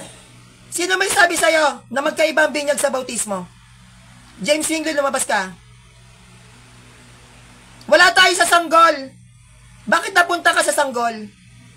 Ano ang pagkakaiba ng salitang bautismo sa binyag? Wala tayo sa sanggol. Sasanggulin kita ngayon. Ano ang pagkakaiba ng binyag sa bautismo? Sagot. Sabi ko sa'yo, ay nako. Tinatanong kita, wala tayo sa pananampalataya. James Wingley, sumagot ka ng diretsyo. Ano ang pagkakaiba ng binyag at bautismo? Sagot, sabi mo magkaiba eh. Talagang direkta ka pang sumagot sa akin. Okay. Ano ang pagkakaiba ng binyag sa bautismo? Sumagot ka. Sasagutin mo pa yung tradisyon ko, wala pa tayo doon. Ano ang pagkakaiba ng binyag sa bautismo? Sagot. Dali. Sagutin mo pagkakaiba ng bautismo at binyag. Tatagutin mo pa yung tradisyon ha, di pa tayo tapos. Okay. Ano pagkakaiba ng binyag sa bautismo? Bilisan mo sumagot kasi kanina sabi mo magkaiba eh. Dapat alam mo yung pagkakaiba. Anong salita ang bautismo? James Wingley. Sagot. Saan sang wika ang salitang bautismo? Sige, sagutin mo. Dalian mo. Saan hango ang bautismong salita? Tinatanong kita, walang wisik-wisik sa akin. Sumagot ka. Hindi ka makakataka sa akin ngayon. Dapat magle-lecture ako. Sinira mo yung lecture ko, sumagot ka ngayon. Saan hango ang wikang bautismo? Sagot. Sabi mo, magkaiba ha? Okay, tuturuan kita. Saan hango ang wikang bautismo? Sagot. Sumagot ka, James Wingley. Saan hango ang wikang bautismo? Ang lakas ng loob mong sabihan akong magkaiba ang binyag sa bautismo. Sige. Saan hango ang wikang bautismo? Oh, tingnan mo, hindi mo alam? Sabi mo, saan? Bago ka magbigay ng isang sagot, isipin mo muna kung alam mo. Ang salitang bautismo ay mula yan sa wikang Espanyol. Galing yan sa panahon ng mga Kastila. Yan ang una nating ginamit na wika. Dahil nung pumasok ang Kastila dito, ang wikang ginagamit ng mga Pilipino usually ay Espanyol. At ang tawag dyan ay bautismo. At dahil sa pagbabago-bago ng salita, ang salitang binyag ay salitang Tagalog. Wala yang pinagkaiba. Kapag gumagamit ka ng terminologyeng bautismo, ang ibig sabihin niyan, binyag, dahil ang salitang bautismo ay wikang Espanyol. Kapag yan ay tinagalog mo, binyag, may pagkakaiba ba? James Wingley? Sagot. Sagot. May pagkakaiba ba? Ang Espanyol na wika ng bautismo at Tagalog na salita na binyag? Sino ang mentor mo? Iharap mo nga sa akin, ang gigigil ako. Sino nagturo sa'yo na magkatulad yan? Hindi niya ba alam na pinapahiya ka na nagtuturo sa'yo niyan? Sino nagturo sa'yo niyan? Iharap mo nga sa akin, iharap mo dito. Bakit tinuturuan ka ng mali? Ha? Naglatag ka ng sitas. Sabi mo si si Pablo hindi pinangahawakan ang tradisyon. Naglatag ka ng Kolosas. Paano nga naging magkaiba, James Wingley? Nakukuha mo ba yung point ko? Ang salitang bautismo ay salitang Espanyol. Na kapag translate mo sa Tagalog, binyag. Paano naging magkaiba?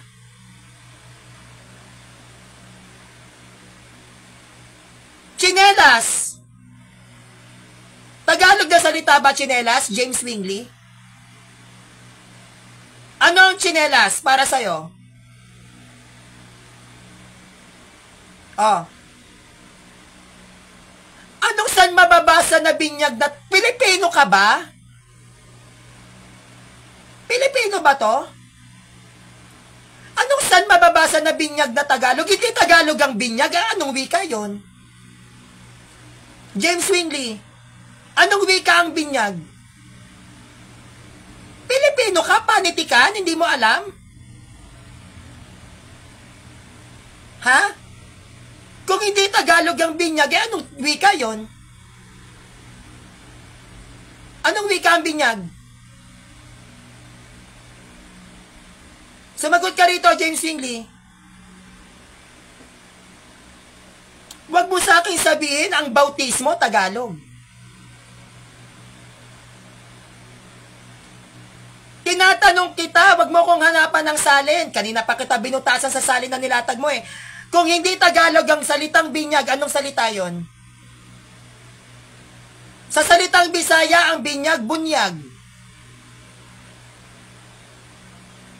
Anong salita ang binyag?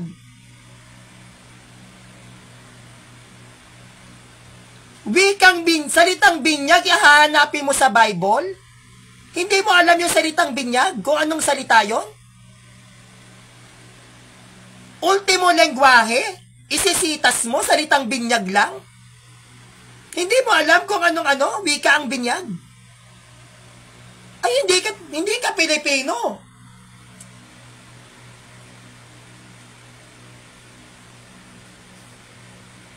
Salitang binyag, hindi mo alam kung anong salita? Ha, James Wingley? Dictionary ba yung Bible? Ang hinahanap ko sa'yo, lengguwahe? Anong wika ang binyag? Sansitas, hahanapan mo ko, James Wingley. So, pag sinabi ko sa'yo, anong English ng cat? Sansitas? Doon ko papahanap sa'yo, sansitas? Anong wika hango ang salitang binyag? Bakit hahanapan mo ko ng sitas? Wala tayo sa sanggol. Yan ang hirap sa inyo eh. Mga sulpot kayo eh. Tinatanong ko kung anong wika ang binyag. Wala tayo sa binibinyagan ng sanggol. Anong wika ang salitang binyag? James Wingley, sagutin mo. Anong wika ang salitang binyag? Sagot! Hindi ka matututo kapag ilalaban mo pride mo. Tanga! Itinatama kita para hindi ka na maging mali bukas. Ipagpasalamat mo yon. Tanggalin mo pride mo ngayon. Hindi ka matututo kung hindi ka lulunok ng pride mo. Anong wika ang salitang binyag?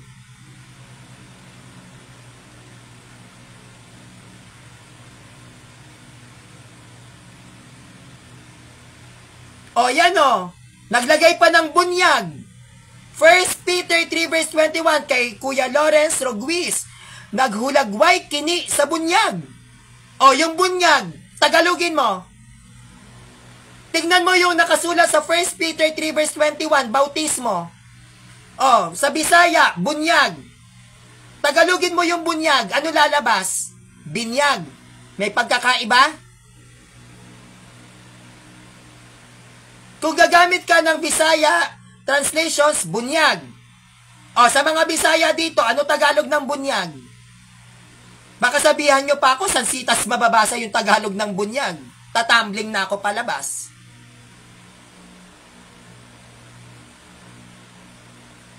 Ano bunyag? Bisaya version, bautismo? My God! Ang hina ng ulo mo, James Wingley, sa totoo lang. Ngayon lang ako naka-encounter ng sobrang purol ng utak. Tagalog ng bunyag, bautismo? Ang salitang bautismo, Tagalog? Anong wika yung binyag? Anong wika yung binyag? English?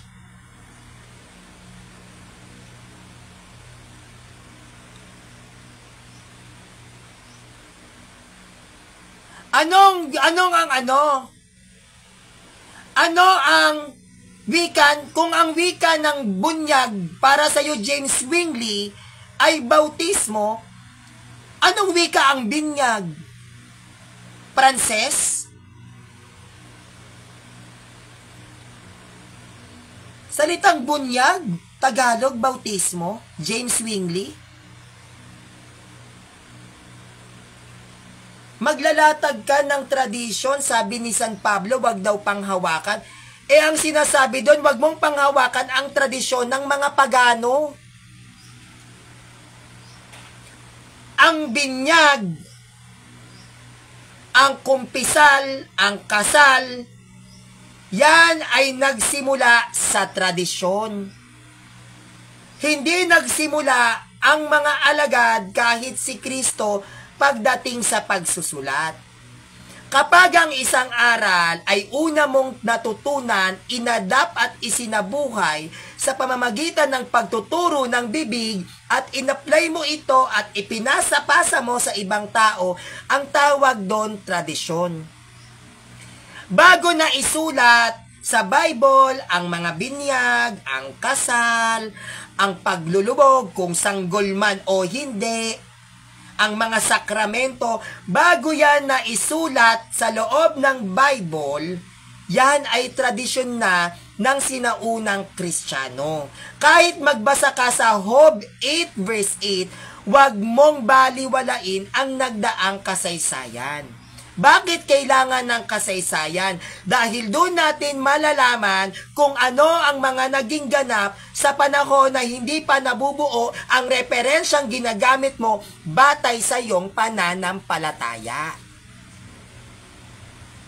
Hindi ka pwede at hindi mo pwedeng baliwalain ang tradisyon. Ang tradisyon ay sumasaklaw sa kasaysayan. At sinasabi na yan ng mga propeta sa Old Testament na huwag niyong baliwalain ang nagdaang kasaysayan. Ang Bible, nung yan ay binubuo, yan ay nabuo dahil sa tradisyon. Tradisyon yan, iho. Ang binyag, tradisyon yan bago yan naisulat. Sa Bible, ang pagbibinyag sa isang tao ay tradisyon ng sinaunang Kristiyano. At ang mga sinaunang Kristiyanong ito ay makikita mo lamang sa Catholic Church. Hindi sa Protestante.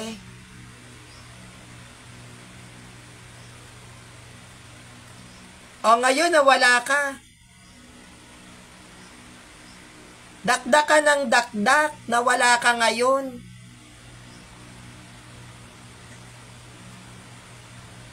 Sinong hangal na nagturo sa iyo niyan?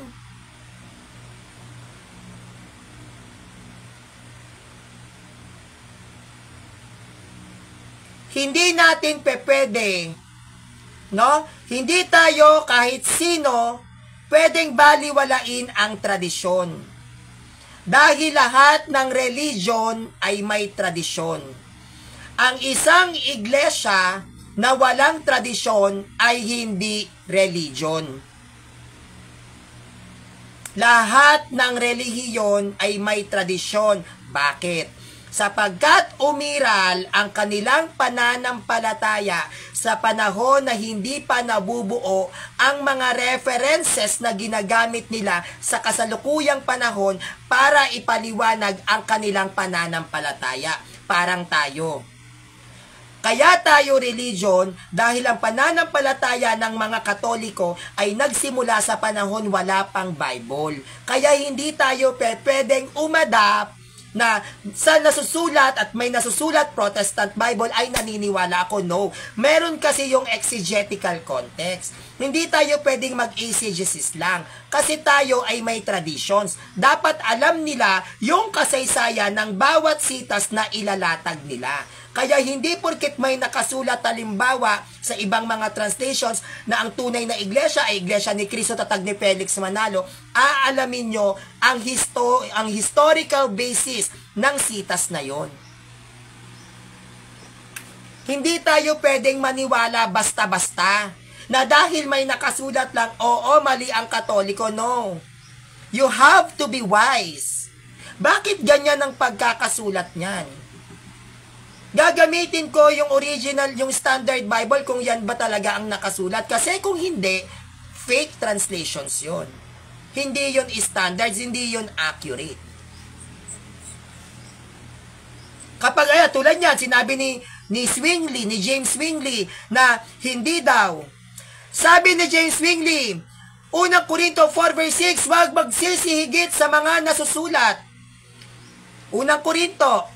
O sige, kung wag magsisihigit sa mga nasusulat, bakit may bagong tipan? Nakasulat din yan sa Aklat ng Kawikaan.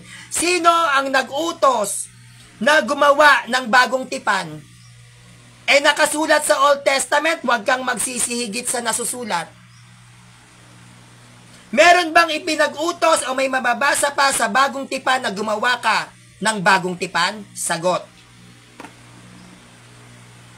Nilatagan mo ko na huwag magsisihigit sa nasusulat. Tanong, saan mababasa sa New Testament na gumawa ng bagong tipan? Pag wala kang nailatag, huwag kang gagamit ng New Testament dahil ikaw mismo ay gumagamit ng mga nagsisihigit sa nasusulat.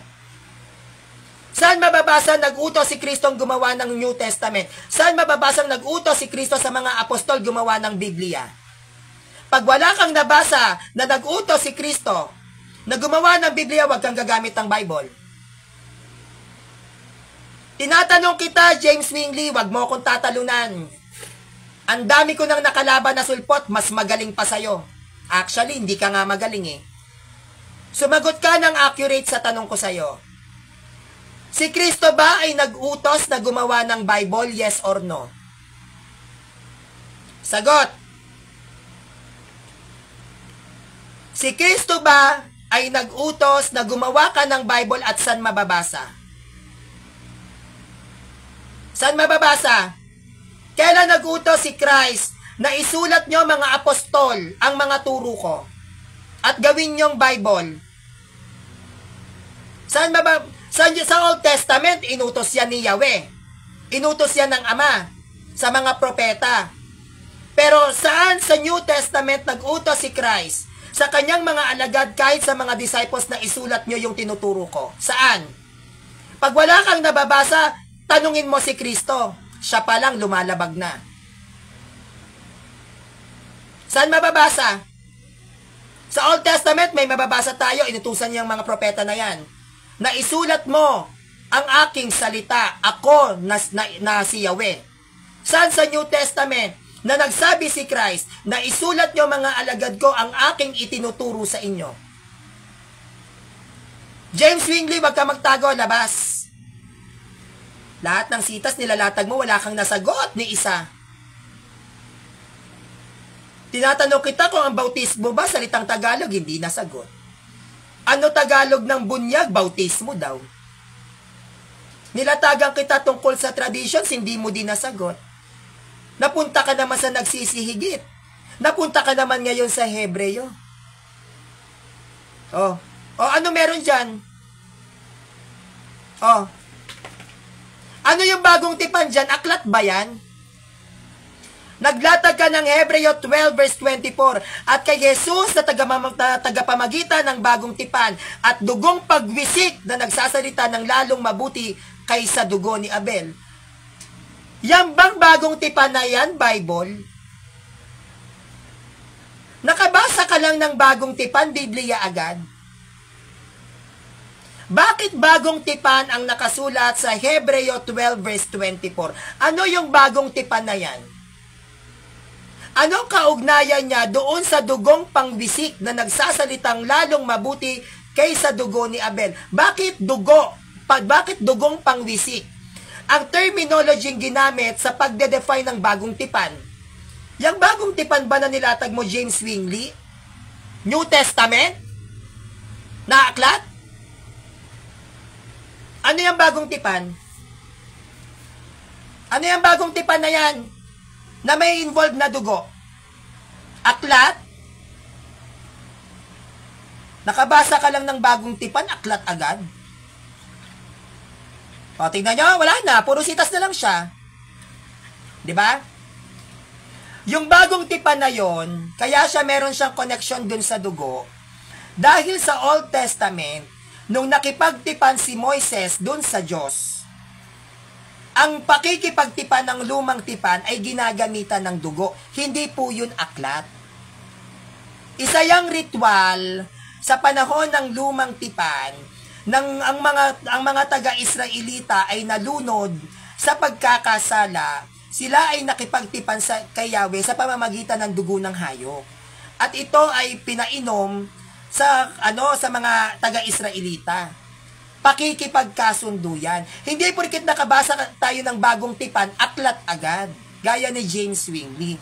Yung bagong tipan, kaya yan may dugong pagwiwisik, yan naman yung crucifixion ni Christ.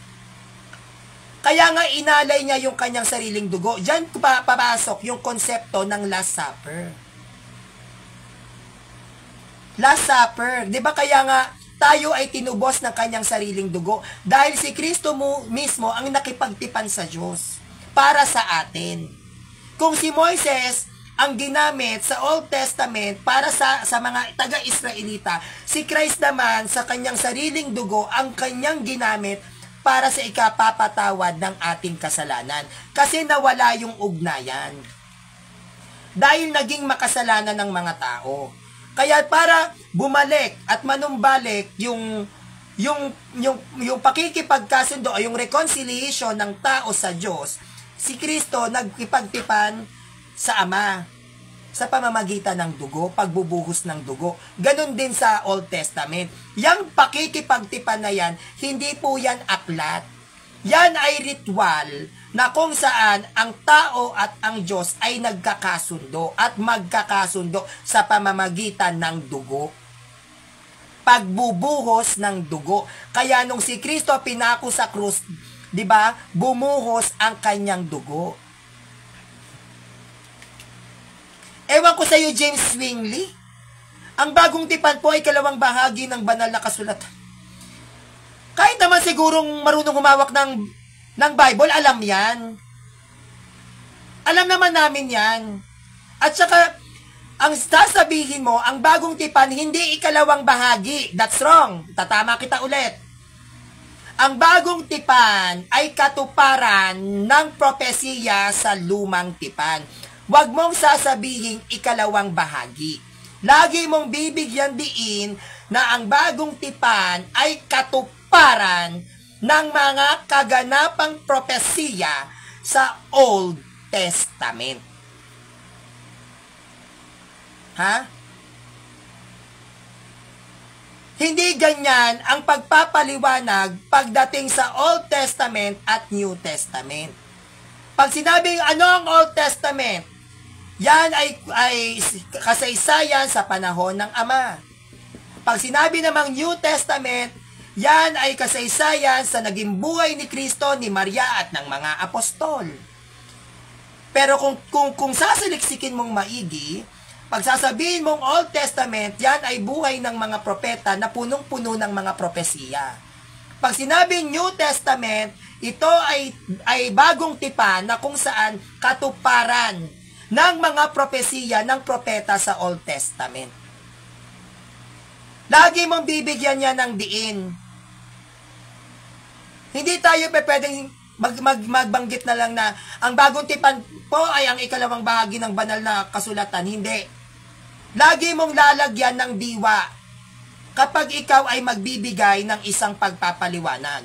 Hindi pa pwede na, ay, kalawang bahagi lang to ng, ng Bible. No. Katuparan ng propesiya ng Old Testament. Pag sinabing Old Testament, propesiya naman na hindi pa nagaganap. Mga propesiya ng mga propeta mula sa Ama na wala pang kaganapan. At ang New Testament, mga kaganapan ng mga propesiya na mababasa sa lumang tipan. Ganyan kapag gagamit ng Bible. No? Okay. Sabi ni James Zwingli, sino po ba ang maliligtas ayon sa Biblia? Yung mamamatay na walang mortal sin. Sa Bible yan. Yon, maliligtas yon. Lahat ng tao na mamamatay na may mortal na kasalanan, impyerno yon. Ang may kaligtasan sa Bible, yung mamamatay na may venial sin lang. Pag namatay kang sinungaling, impyerno ka. Ayaw ng Diyos ng sinungaling. Paano ka mapupunta ng langit? Sinungaling pa lang. Anong santalata? Gusto ng Diyos ang sinungaling? James Zwingli? Pati yung ayaw ng Diyos ang sinungaling, santalata? Ano ba klaseng Diyos meron sa inyo? Si Satanas, sinungaling? Nasa langit ba? Father of lies, Satan. Anong santalata? Yung kasinungalingan, kailangan na napapanantalata? Logic. Kapag sinungaling ka, impyerno ka. Yun pa lang. Sa pamamagitan pa lang ng bibig yun. Hindi ka pa nag-a-action. Oh.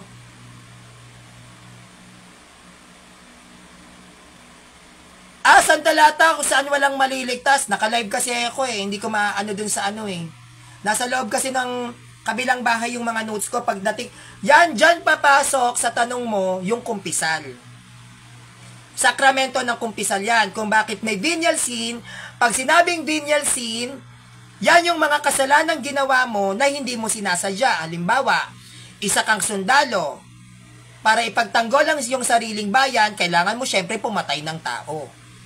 Hindi yun kasalanan sa Diyos. Yun ay responsibilidad mo para protektahan ang iyong bansa. Kapag sinabing mortal sin, nakita mo yung ex mo, ex-girlfriend mo, sinaksak mo talagang pinatay mo kasi gigil ka. Yun ang mortal sin. Nakikita mo yung pagkakaiba. Iba yung kasalanang aksidente lang. Iba yung kasalanang gusto mong gawin. Magkaiba yon, di ba? Halimbawa, pagnanakaw. Iba yung actually basta pagnanakaw hindi siya pwedeng bigyan ng katwiran eh kasi wala naman siyang, hindi ko alam kung yung white lies pasok yun sa venial sin, but para sa akin kasi pagtutol ang iyong puso at kailangan mong gawin ang isang bagay kahit na alam mong mali. Pero wala kang choice. Katulad ng mga, halimbawa, pokpok. Halimbawa, ayaw naman talaga nilang magpokpok, kaya lang nagpapakain sila ng mga anak. Pero labag ang puso nila. Doon papasok pa rin ang venial sin eh. Pero pag sinabing mortal sin kasi, pag alam mo na yung totoo, tas pinamamalian mo pa, impyerno ka. Alam mo na yung totoo eh, naiintindihan mo naman eh. Hindi mo lang tinatanggap. Yun ang mortal sin. Na naiintindihan mo, alam mo na kung ano yung totoo, bakit kailangan mo pang pasinungalingan yung sarili mo? Alam mo na eh. Diba? Maaaring kulang lang yung kaalaman. Maaaring ikaw, James Zwingli, alam mo na yung totoo, pero kulang lang talaga yung kaalaman mo kung paano ipapaliwanag ang mga bagay-bagay. Ganon din kasi sa ibang Katoliko na sinasabihan ko na alam nyo na totoo yung Catholic Church, pero nagda-doubt kayo. Pero hindi ibig sabihin na sinungaling ang simbahan. Ang tawag kasi doon, lack of knowledge. Kulang pa. Kulang ang kaalaman pa ninyo sa turo ng simbahan. Pero hindi ibig sabihin na kulang ang kaalaman ninyo sa katuruan ng simbahan. Ang mga hindi nyo alam ay sinungaling na. Kaya nga lagi ko sinasabi, bago tayo maniwala sa isang bagay, aralin nyo. Kasi may mga bagay na baka hindi pa natin alam, kaya ang pumapasok sa utak natin, hindi totoo yung aral ng Katoliko. Kasi nga hindi mo pa alam. Alamin mo para malaman mo kung sinungaling ba o hindi. Kasi may mga Katoliko na dahil hindi nila alam ang aral ng simbahan, iniisip nila sinungaling na yung turo. Katulad ng rebulto. Sinasamba nyo ang rebulto, mga Diyos-Diyosan yan. O, maniniwala ngayon yung Katolikong mahina. Bakit? Hindi niya kasi inaral. Dahil hindi niya alam ang katuruan ng rebulto, iisipin niya, sinungaling yung aral ng Katoliko. Bakit? Hindi niya kasi inaral. Pero kung aaralin ng isang Katoliko, yung iniisip niyang sinungaling na aral, maiintindihan niya na yung mga katuruan ng simbahan ay hindi kasinungalingan. Kaya lang naman nasasabi ng ibang Katoliko na nagiging protestante na sinungaling ang turo ng simbahan kasi nga tamad mag-aral. Bago nga, ayun ang lagi kong inaano, bago maniwala, matutong mag-aral, wag tamad. Katulad nung kanina kay James Wingley, actually maganda na rin yan ng opportunity, o di ba? Nakapaglatag ng Bible sa inyo, salitang Bible, o may Bible dito sa Bible na to, nakasulat dito. Paano ka dedepensa? Bilang isang Katoliko, sasabihin mo na lang, tama, mali ako. Hindi. Dahil wala talagang isinulat na salitang Bible sa loob ng Bible, hahanapin nyo ngayon yung exegetical context nun. Huwag kayong papayag na merong sinulat sa Bible sa loob ng Bible kasi wala naman talaga. Hindi yun pwedeng manalo kahit saang argumento. Hindi tayo pwedeng, ay may nakasulat, oo nga, tama nga, mali Katoliko. Hindi, meron tayong standard Bible. Diyan ba sa nilatag mo na may salitang Bible, yan ba ay talagang nakasulat mismo sa loob ng Bible? Ibig sabihin ba, gumagamit na yung mga apostol ng Bible? Ganon dapat, hindi yung basta, born again, you must be born again. Ayan di ba? You must be born again, you must be born again para maligtas ka. No religion can save you. Only Christ saves. O dahil may nabasang born again, mag-born again ako. May nabasa akong born again sa Bible. Mali ang Katoliko, may born again sa KJV version. Naggagaganon na. Pero hindi nyo alam na hindi naman talaga born again ang nakasulat sa Bible. It's born from above. It's born from above. Not born again, but born from above. Diba? Maglalatag ngayon yung INC. O may nababasa sa Bible, Iglesia ni Cristo. Walang mga. May ganong translations. Magpasakop kayo sa kawan ng Iglesia ni Cristo. May ganong translations. Hindi ko alam kung sa Lamsa. O di nabasa mo ngayon. May nabasa ako, Sanrio. Kailangan daw magpasakop sa kawan ng Iglesia ni Cristo, may pinakita sa aking talata. O, paano ka dedepensa? Sasabihin mo, ay oo, tama nga. Siyempre, mag-exegetical context ka. Titignan mo ngayon yung history nun. Yang Iglesia ni Cristo ba ay Protestant? Diba? Yang Iglesia ni Cristo ba na yan, na tinutukoy dyan, ay Protestant? Yang Bible ba na ginamit ni James Wingley ay Protestant Bible? Dalawa klase ng Bible. Isang Catholic Bible at isang Protestant Bible. Anong klaseng Bible yon? Bakit walang pangalan? Yan ba ay compiled ng Catholic Church? Dapat may Latin Vulgate Bible. Yon ang first compiled Bible. Kailangan yung maging technical. Hindi tayo pwedeng mag-ano na lang na, ay oo, ito nga yung nabasa. Mali tayo. Talo. Diba? Talo tayo. Mali. Hindi. Lagi niyong tatandaan na dapat alam natin lagi yung history. Kahit may nakasulat pa dyan, lagi niyong tatanungin, ano ang exegetical context niyan? Yan ba ay nakatala sa original manuscript? Kasi doon nyo magigiba ang Protestant Bible. Dahil ang mga Protestant Bible ngayon ay gumagawa na ng sarili-sarili nilang terminology. Kung kaya nilang gumamit sa ating mga Katoliko, o kayong mga Katoliko, saan mababasa Santissima Trinidad sa Bible? Meron? Wala. O, edi nga na, hindi na totoo ang Santissima Trinidad, walang mababasa eh. O, bakit? Kasi hindi nag-e-edit ang Katoliko ng Bible. Kung gugustuhin lang ng Catholic Church, noon pa tinuturo ang Santissima Trinidad, pwede nilang ilagay yan. Pero hindi. Bakit? Wala pa kasing protestante noon. Wala pang naglalaban-laban noon. San mababasa? Sang sitas? Wala pang ganun noon eh. Bakit kailangan dayain yung Bible? Ngayon, dinadaya na nila. Kaya nga ang dami ng versions eh. O, gumawa kayo ng Jehovah's Witness na Bible. May nakalagay doon, hindi Yahweh. Jehovah. O, dahil may Jehovah doon, so mali na si Yahweh. O, sa King James Version, may faith alone na nakasulat. O dahil may faith alone doon, mali na tayo. Kasi nakasulat sa King James Version.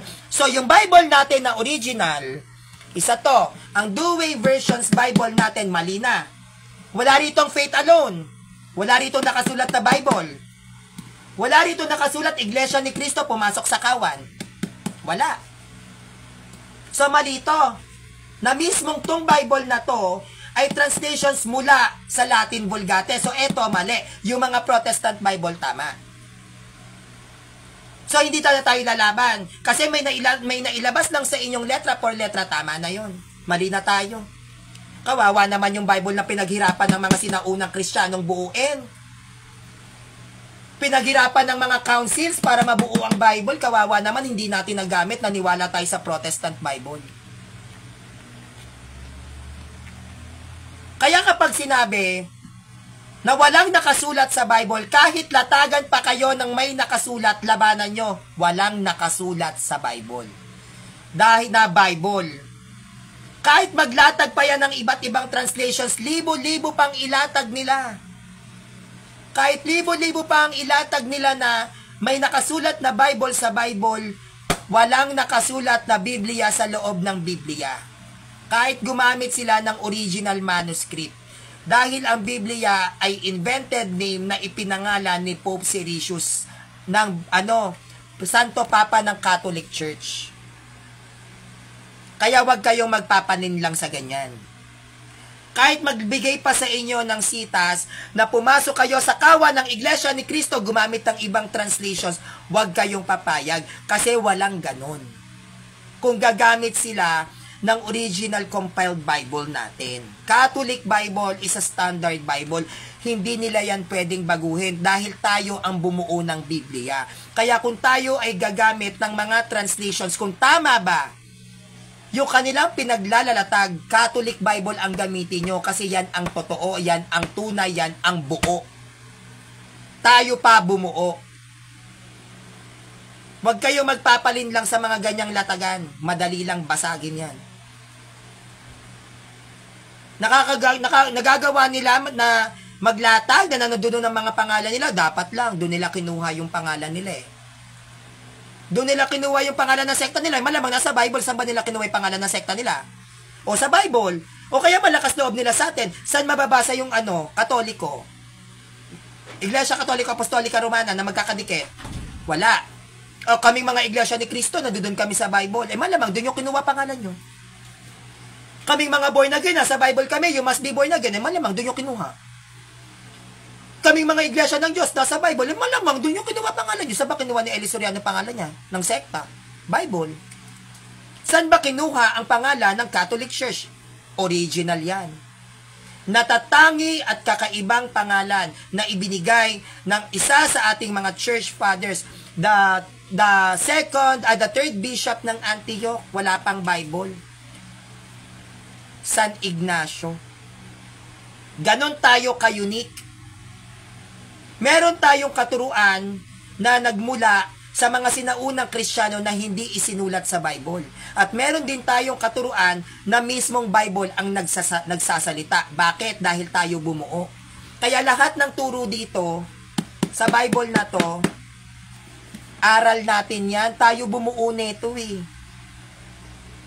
Ang Bible ay hindi aral protestante, aral katoliko dahil katoliko bumuo yan. Kaya kung meron mang karapatan na magsabi kung sino ang sumusunod sa turo at aral ng Bibliyang ito, Catholic Church, bakit tayo bumuo? Pwede ka ba bumuo ng aklat tapos aral ng iba? Siyempre kung bubuo ka ng aklat, aral na kinaaaniban mo. Pwede bang bubuo ako ng Bible tapos aral ng born again nakalagay pero Katoliko ako? Siyempre hindi. Kung ano yung kinaaaniban mo, yun ang gagawin mong aklat. Yan ang ano mo. Yun ang paniniwalaan mo. Diba? Sabi ni James Zwingli, di ba po imbento din po ni Ignatius ang Catholic? Yes! Actually, ang salitang Katoliko, na which is universal, nung hindi pa nabibigyan ng pangalan ng ating simbahan, laman na yan ng bibig ng mga sinaunang Kristiyano. Laman na yan ng mga bibig nila.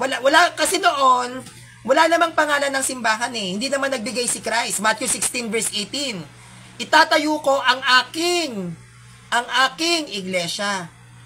No, hi Mami Ren Yang May. Ang aking iglesia, 'di ba? Itatayo ko ang aking iglesia, walang pangalan.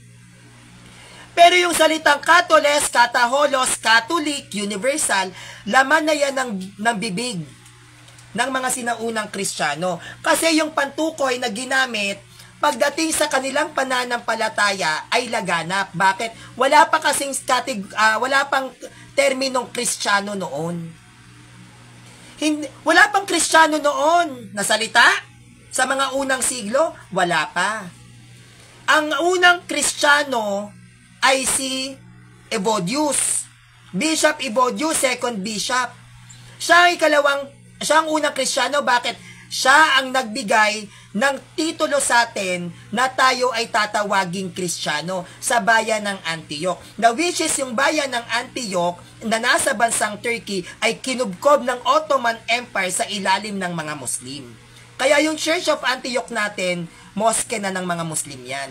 At doon sa Church of Antioch o sa bayan ng Antioch, doon sinabi ni Bishop Evodius na, oy, tatawagin kayong mga Kristiyano, ha? At ang salitang Kristiyano na yan ay hindi mula sa mga Kristiyano talaga. Yan ay mula sa bibig ng mga pagano. Sa bibig yan ng mga pagano. Yung emperador na si Agrippa, yung Emperador Agrippa, which is emperador siya ng mga pagano, binansagan niya ang mga tagasunod ni Christ na Kristiyano. Bakit? Dahil tagasunod tayo ng taong si Kristo, hindi naman daw Diyos. Kaya ang ginawa ni Bishop Evodius, niyakap niya, talaga, followers of Christ kami, Kristiyano kami, o kayong mga taga-Antioch, be proud, we are Christian. Kaya yung salitang Kristiyano, yan ay nag-originate sa Catholic Church. Sa Antioch. Ngayon, dahil hindi pa masyadong laganap yung katawagan ng Christianity noon, dahil maaga namatayan si Evodius, ang pumalit sa kanya si Ignacio, ikatlong obispo ng Antioch. Nung naupo ngayon si San Ignacio na ikatlong obispo ng Antioch, dahil yan ay scholar, dalubhasa at maraming alam na lengguwahe, dun niya ipinalaganap ang Christianity, na tatawagin kayong mga Kristiyano. Dahil si Bishop Ignacio ay sikat na manunulat. Marami siyang kaibigang scholar, mga dalubhasang manunulat. Kaya napagtanto sa paligid ni Ignacio na may mga naglulutangan na that time na mga heretiko. Sa Kristiyano sila, pero mga heretiko, tutol sa Santissima Trinidad. Kasi may Trinity na nun Tutol sila sa Trinity, tutol sila sa Eucharist, di may nagtataga na. Yung divinity of Christ, may mga hindi naniniwala sa pagka-Diyos ni Kristo, merong nag-stand na Kristiyano na tao lang. Ayan, sila Arius. Yung naglitawan na yan, na-confuse yung mga Kristiyano, na Katoliko. Saan ba yung tatag ni Christ dito? Wala tayong pangalan Walang binigay ang mga alagad kung anong pangalan ng iglesia. Meron ba? Wala. So, anong pangalan? Wala. Nasa ba yung tatag ni Christ dito? Ang dami ng heretiko. Kaya nagbigay si San Ignacio ng isang natatanging pangalan na nalaman na mismo sa bibig ng mga Kristiyano. Yun ang Katoles. Kaya Catholic yung binigay niya. Yung salitang Catholic, hindi naman yan talaga dahil gusto lang ni San Ignacio. Kasi kalat na yan sa bibig ng mga Kristiyano. Kalat na yan pag sinabi pag sinabing Catholic, ano ka, Catholic? Ibig sabihin, yung pananampalataya mo laganap, alam na nila followers of Christ ka. Yun ang tinawag ng mga sinaunang Kristiyano nung wala pa tayong pangalan. Na pag sinabing Katoles, ibig sabihin yung pananampalataya mo dapat mong ipalaganap. Kaya dahil yan ay nasa bibig na ng mga sinaunang Kristiyano, yan naman ang inadapt ni San Ignacio na binigay na pangalan sa ating simbahan na Katoles. Laganap. Pag sinabing laganap, yan ang tumanim sa isip ng mga sinaunang Kristiyano na dapat natin palaganapin ang Christianity. Kaya ang Christianity at ang Catholic na salitang na pangalan na Catholic, yan ay mula sa mga sinaunang Kristiyano, wala pang sulpot. Buhay pa si San Pedro, si Evodio, si Ignacio, buhay pa si Pedro niyan, si Pablo. Alam nila yan. Hindi nga lang sila ganon ka-aware kasi nakafocus ang mga alagad noon sa pagtuturo at pangangaral. Pero naabutan nila yung katawagang Kristiyano at katawagang Katoliko. Dahil hindi yan pwedeng maaprubahan din kung hindi rin nila alam. At kung sakali man dumating ang pagkakataon na hindi man nila yun alam, si Ignacio ay isang obispo. Meron siyang authority na magbigay ng natatanging pangalan. Ganon din si Evodius. Isa yung obispo na itinalaga ni San Pedro, may karapatan din siya na magbigay ng katawagan doon sa itinatag ni Kristo na iglesia. Kahit ang mga aklat, hindi tayo dapat nagpapatinag na gagamit sila ng iba't ibang translations. Ang tunay na salita ng Diyos, pagdating sa usapin ng Biblia, Catholic Bible lang. Dapat yan ay may imprimatur. Huwag kayong kukuha ng Bible na walang imprimatur. Kahit anong translations pa ang ilatag nila sa inyo, kahit anong idagdag pa nilang salita dyan, hahanapin ninyo ang verse na yan sa Catholic Bible. Dahil ang Catholic Bible, yan ay translated into original Hebrew and Greek manuscript. Hindi nila pwedeng pasinungalingan yan. At kung sakali mang may pagbabago sa mga nababasa ninyo sa banal na kasulatan, yan ay desisyon mismo ng taong founder nila. Ang bumuo ng Bible natin, Bible scholar. Sila ang nagpakapagod mag-translate. Sila lang, ang ginawa lang nila, iniba. Dinagdagan or binawasan. Sa atin kasi, original yan na translations ng Greek at saka ng Hebrew manuscript. Kaya hindi nila tayo pwedeng madaya. Kaya kung meron kayong mapapansin na inilatag sa inyo na para sa inyo ay bago sa pandinig na parang wala naman ako nabasa ganito sa Bible, questionin nyo. Sino ang nag-translate ng Bible na gamit mo? Pag nalaman nyo na Protestant Bible yon, tapatan nyo ng Catholic Bible. Sabihin niyo, this is a Catholic Bible. Ito ay original translated into Greek and Hebrew manuscript. Sino ang may totoong translations? Ako o ikaw? Kapag sinabi niyang siya, ipakalkal ninyo. Ano ang dahilan kung bakit sinulat yan? Kasi dito iba. Doon nyo bibigyan ng comparison. Ano ba na una? Protestant Bible o Catholic Bible? No? Protestant Bible o Catholic Bible? Ano ba na una? Comparison na. Diba? So, doon tayo sa legit, doon tayo sa may kredibilidad, doon tayo sa alam nating totoo at tunay. Hindi porket may nabasa tayo na iba sa pandinig natin ay dapat mo nang panindigan. Hindi. Dapat po yun ay itinatama. Katoliko ka, Katoliko ako, Katoliko tayong lahat, kaya dapat lamang manindigan tayo sa mga referensyang ginagamit natin bilang mga Katoliko. Dahil ang lahat ng standard references ng Catholic Church ay matibay at yan ay pinaghirapan ng mga Bible scholars. Hindi po basta-bastang mga tao. Mga dalubhasa po yun. Kaya wag po tayo basta-basta magpapalinlang sa kanila. Dapat alam natin kung paano tayo sasalag, lalaban at dedepensa sa mga pandilinlang at pandaraya ng mga protestante. Ganyan kasi sila umatake. Sa sobrang dami ko na rin po kasing nakakaharap ng mga protestant, ay hindi ko na rin po alam. Masyado ko nang kabisado yung mga style and strategy nila. Wag po tayong magpapatalo sa kanila. No? Rico Alas Orosa, sabi niya, INC to, walang Trinity sa Biblia, tanga. Wala ring protestante sa Biblia, tanga din. Tama po ba mga kapanalig? Walang Trinity sa Biblia dahil wala pang Biblia, may katuruan na ng Trinidad. Pero sa Biblia, walang protestante doon. Maghanap ka nga kung may protestante sa Biblia, Rico Alas Orosa. Yes, walang Trinity sa Biblia. Kasi wala pang Bible, yan ay tinuturo na ng mga sinaunang Kristiyano. Ngayon, ikaw naman, Rico Alas Orosa, pwede mo ba akong latagan dito kung may protestante sa Bible? INC ka, di ba? Tatag ka ni Felix Manalo. Saan mababasa ang salitang protestante sa Bible? Huwag niyo sabing hindi protestante ang INC. O, dali! Rico Alas Orosa, humabol ka pa, magko-closing na ako. Dali! Kung walang Trinity sa Bible, yes! Wala po talagang salitang Trinity sa Bible kasi wala pa pong Bible. Tinuturo na po yung Trinidad. Sa mga unang siglo pa lang, tinuturo na yan. Pinagtatalunan nga yan ng mga heretiko eh. Heretikong sinaunang Kristiyano ha. Oh, walang Trinity, inamin ko na sa'yo. Walang Trinity sa Bible, yes, aminado ako. Pero ikaw, tatanungin kita, Rico Alas Orosa, kaanib ng Iglesia ni Cristo ni Felix Manalo. Saan mababasa na may protestante sa Biblia? Dali. Ipahiya mo sekta mo ngayon.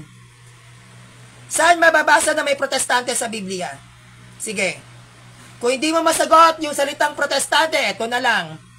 Saan kinuha ni Felix Manalo ang pangalang INC? Saan kinuha ni Felix Manalo ang pangalan ninyong Iglesia ni Cristo? Ang pangalan ng Catholic Church ay ay binigay ni San Ignacio.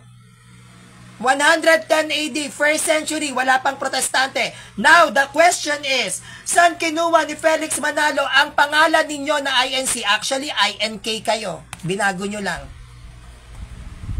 INK kayo. Saan kinuha? Di ba? Hindi ka na nakasagot. So, sa susunod, dahil ikaw ay protestante, Rico Alas Orosa, sa iba mo siguro pwedeng i-atake yan. Wag sa akin. Ha? Kasi pag ako nagtanong at ibalik ko yung tanong sa'yo, hindi ka makakasagot. Sabi ko nga, ina-admit ko, sabi mo sa akin, Rico Alas Orosa, walang Trinity sa Biblia, tanga, sabi ko, oo. Ina-admit ko yon. Walang Trinity sa Bible kasi wala pang Bible, tinuturo na ang Trinity. Ngayon, ibabalik ko yung tanong sa'yo. Saan mababasa sa Bible na may protestante? Binabawan ko na lang. Saan kinuha ni Felix Manalo ang pangalan ninyong INK na naging INC? At bakit kayo naging INC na dating INK? O, mababaw na lang yon, hindi yun sitas. No? So, yun lang po. So, baka hindi po ako makapag-live bukas kasi ito na po yung last data ko, no? Inubos ko na lang po din sa inyo. Para lang, dapat Trinity talaga yung topic ko. Ito kasi si James Swingley, pasaway eh. Pasaway to si James Swingley. So, baka hindi ako makapag-live kasi ang lakas po sa data nung dito sim eh. Nakailang Trinity rin po tayo sunod-sunod. Tapos, ina-upload ko pa po sa Facebook ko. So, ayun, baka hindi po ako makapag-live bukas. Pero sana nag-enjoy po kayo sa ating presentation for today.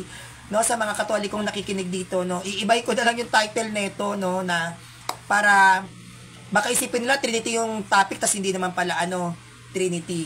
Trinity yung topic, no. Sabi niya, sana proof mo na wala pang Bible at tinuturo na ang Trinity. Bobo ka. Okay. Saan ang proof ko na wala pang Bible ay tinuturo na ang Trinity? Pinag-aralan mo ba yung history kung saan nanggaling kung kanino nagsimula ang aral ng Trinity? Rico Alas, kasi bakit ganon Rico Alas Orosa ng INC? puro ka tanong sa akin. Syempre, kailangan, ano tayo, give and take. Diba? Sinagot ko na nga yung tanong sa'yo eh. Ayan ang strategy naman ng mga iglot, ng mga INC. Takot silang sumagot. Diyan nyo sila mabubutasan. Takot sila mahilig silang magtanong. Pero takot sila sa tanong ng Katoliko. Tignan nyo, nagsabi siya, si Rico Alas Orosa, na walang Trinity sa Bible. Inamin ko naman, wala. Diba? Inamin ko naman, pinaliwanag ko naman kung bakit wala. Kasi wala pang Bible, tinuturo na yung Trinity. Siyempre, hindi naman pwede siya lang ang tanong ng tanong. Binalik ko yung tanong. Saan mababasa sa Bible na may protestante? Bakit hindi niya sagutin? Kasi dyan takot ang INC. Takot silang matanong. Tapos, kapag yung tanong mo masyadong complicated, ganyan ang laro nila eh. Pag masyadong komplikado sa kanila o parang dehado sila na sa pagsagot, lalagyan nila yan ng personal attack. Sabay, twist. Ikaw ulit ang tatanungin. Tignan mo yung sabi niya, sumagot ka, hoy, bobo ka sa Biblia. Pero hindi niya sinagot yung tanong ko kung may protestante ba sa Biblia. Pero nilagyan niya muna ng personal attack sabay twist na bobo ka sa Biblia para hindi ka makapag-focus doon sa nilatag mo sa kanilang tanong. Kaya dapat maging matalino rin tayo kapag iglot ang kausap. Kasi ang mga iglot, ang mga kaanib ng INC yan, pag masdan nyo yung atake ni Rico Alas Orosa, takot yan matanong. Takot silang matanong. Tanungin nyo ng tanungin. Makakatingin kayo sa kanila ng personal attack. Yan ang kahinaan nila eh. Tanong. Sila, mahilig silang magtatatanong. Kasi, dadalin ka nila doon sa pinakasukdulan mo. Pero try nyo silang tanungin. Actually, ang katuruan ng INC, madali lang naman yan eh. Ang pambutas lang naman sa katuruan ng INC, history lang. Tignan nyo, diba, napaka-basic lang ng tanong ko. Saan mababasa sa Bible, Rico Alas Orosa na isang iglesia ni Cristo na kaanib na may protestante sa Bible? Oh, sabay pinersonal attack ako. Hindi niya kasi yan masasagot. Doon sa isang tanong ko pa lang na yon, bullseye na. Tinanong niya ako, categorical, na walang Trinity sa Biblia, inamin ko naman, wala naman kasi talaga. Yang terminong Trinity, wala talaga yan sa Biblia. Sinagot ko ng categorical. Hindi ba? Sinagot ko ng may categorical. Ngayon, nung binalik ko yung tanong, saan naman mababasa na may protestante sa Bible? Saan mababasa na may protestante sa Bible? Hindi na sumagot. Ang sabi niya lang sa akin, hindi, sumagot ka. Kailan yung ganito? Ang tanong ko lang naman, saan mababasa na may protestante sa Bible? Yun lang naman po eh. O Ryan Obreso na isang protestante, ano yung tanong mo? Dalian mo, baka bigla mamatay to, paubos, wala na akong data. Ryan Orbeso, ano yung tanong mo? Hanggat meron pa akong data. Anong oras ba? Okay. Anong tanong? Ang tagal nito. Pag ito namatay, tignan mo. So, dapat meron tayong lagi, magaling yung ating pag-pick up sa kung paano umaatake at dumedepensa ang kalaban. Yan, basta sa INC, tatandaan nyo po yan, takot silang matanong. Try nyo tanungin ng tanungin. Takot yan. Ilang taon na? Magte-29 po ngayong July. Yun po ang aking edad. Magte-29 ngayong July. Ako ay gurang na. 29. Tapos, ayun po. Nag-start akong mag-aral ng Bible. Ako ay turning into 27 years old. Magte-27 ako nung nag-aral ako ng katuruan ng simbahan. Ayun, nag-aral ako, pumasok ako ng debate. Ngayon po, magte-29 na ako sa July. Ayun po. So, ayun na lang po kasi baka bigla po itong mawala yung live ko. So, yun lang po at Maraming salamat po sa inyong panonood at pagsuporta. Sana po nag-enjoy kayo sa talakayang kanina. Pero maganda na rin, kahit hindi naging topic natin yung Trinity kanina, maganda pa rin yung naging topic kasi matagal ko na rin tong namimiss. Matagal ko na rin namimiss yung may mga katalakang protestante o may katalakang mga tanong-tanong kasi nga, syempre, ang tagal ko nang hindi rin dumedebate. Na-miss ko rin yung pakiramdam, parang na-practice din yung isip ko na alam ko pa ba yung sagot dito ng simbahan. So, sana po may natutunan po kayo yon. So, hindi po muna ako makakapag-live bukas, no? At alam niyo naman po, ang lola ninyo ay wala pa pong work sa ngayon dahil mahal na araw, wala pa pong nagpapalaba-laba. So, wala tayong panload. Pero ganun pa man, subscribe kayo sa YouTube channel ko, Sunday UTV. Yun lang po, maraming salamat. God bless you all at pagpalain po tayo lahat ng ating Panginoon.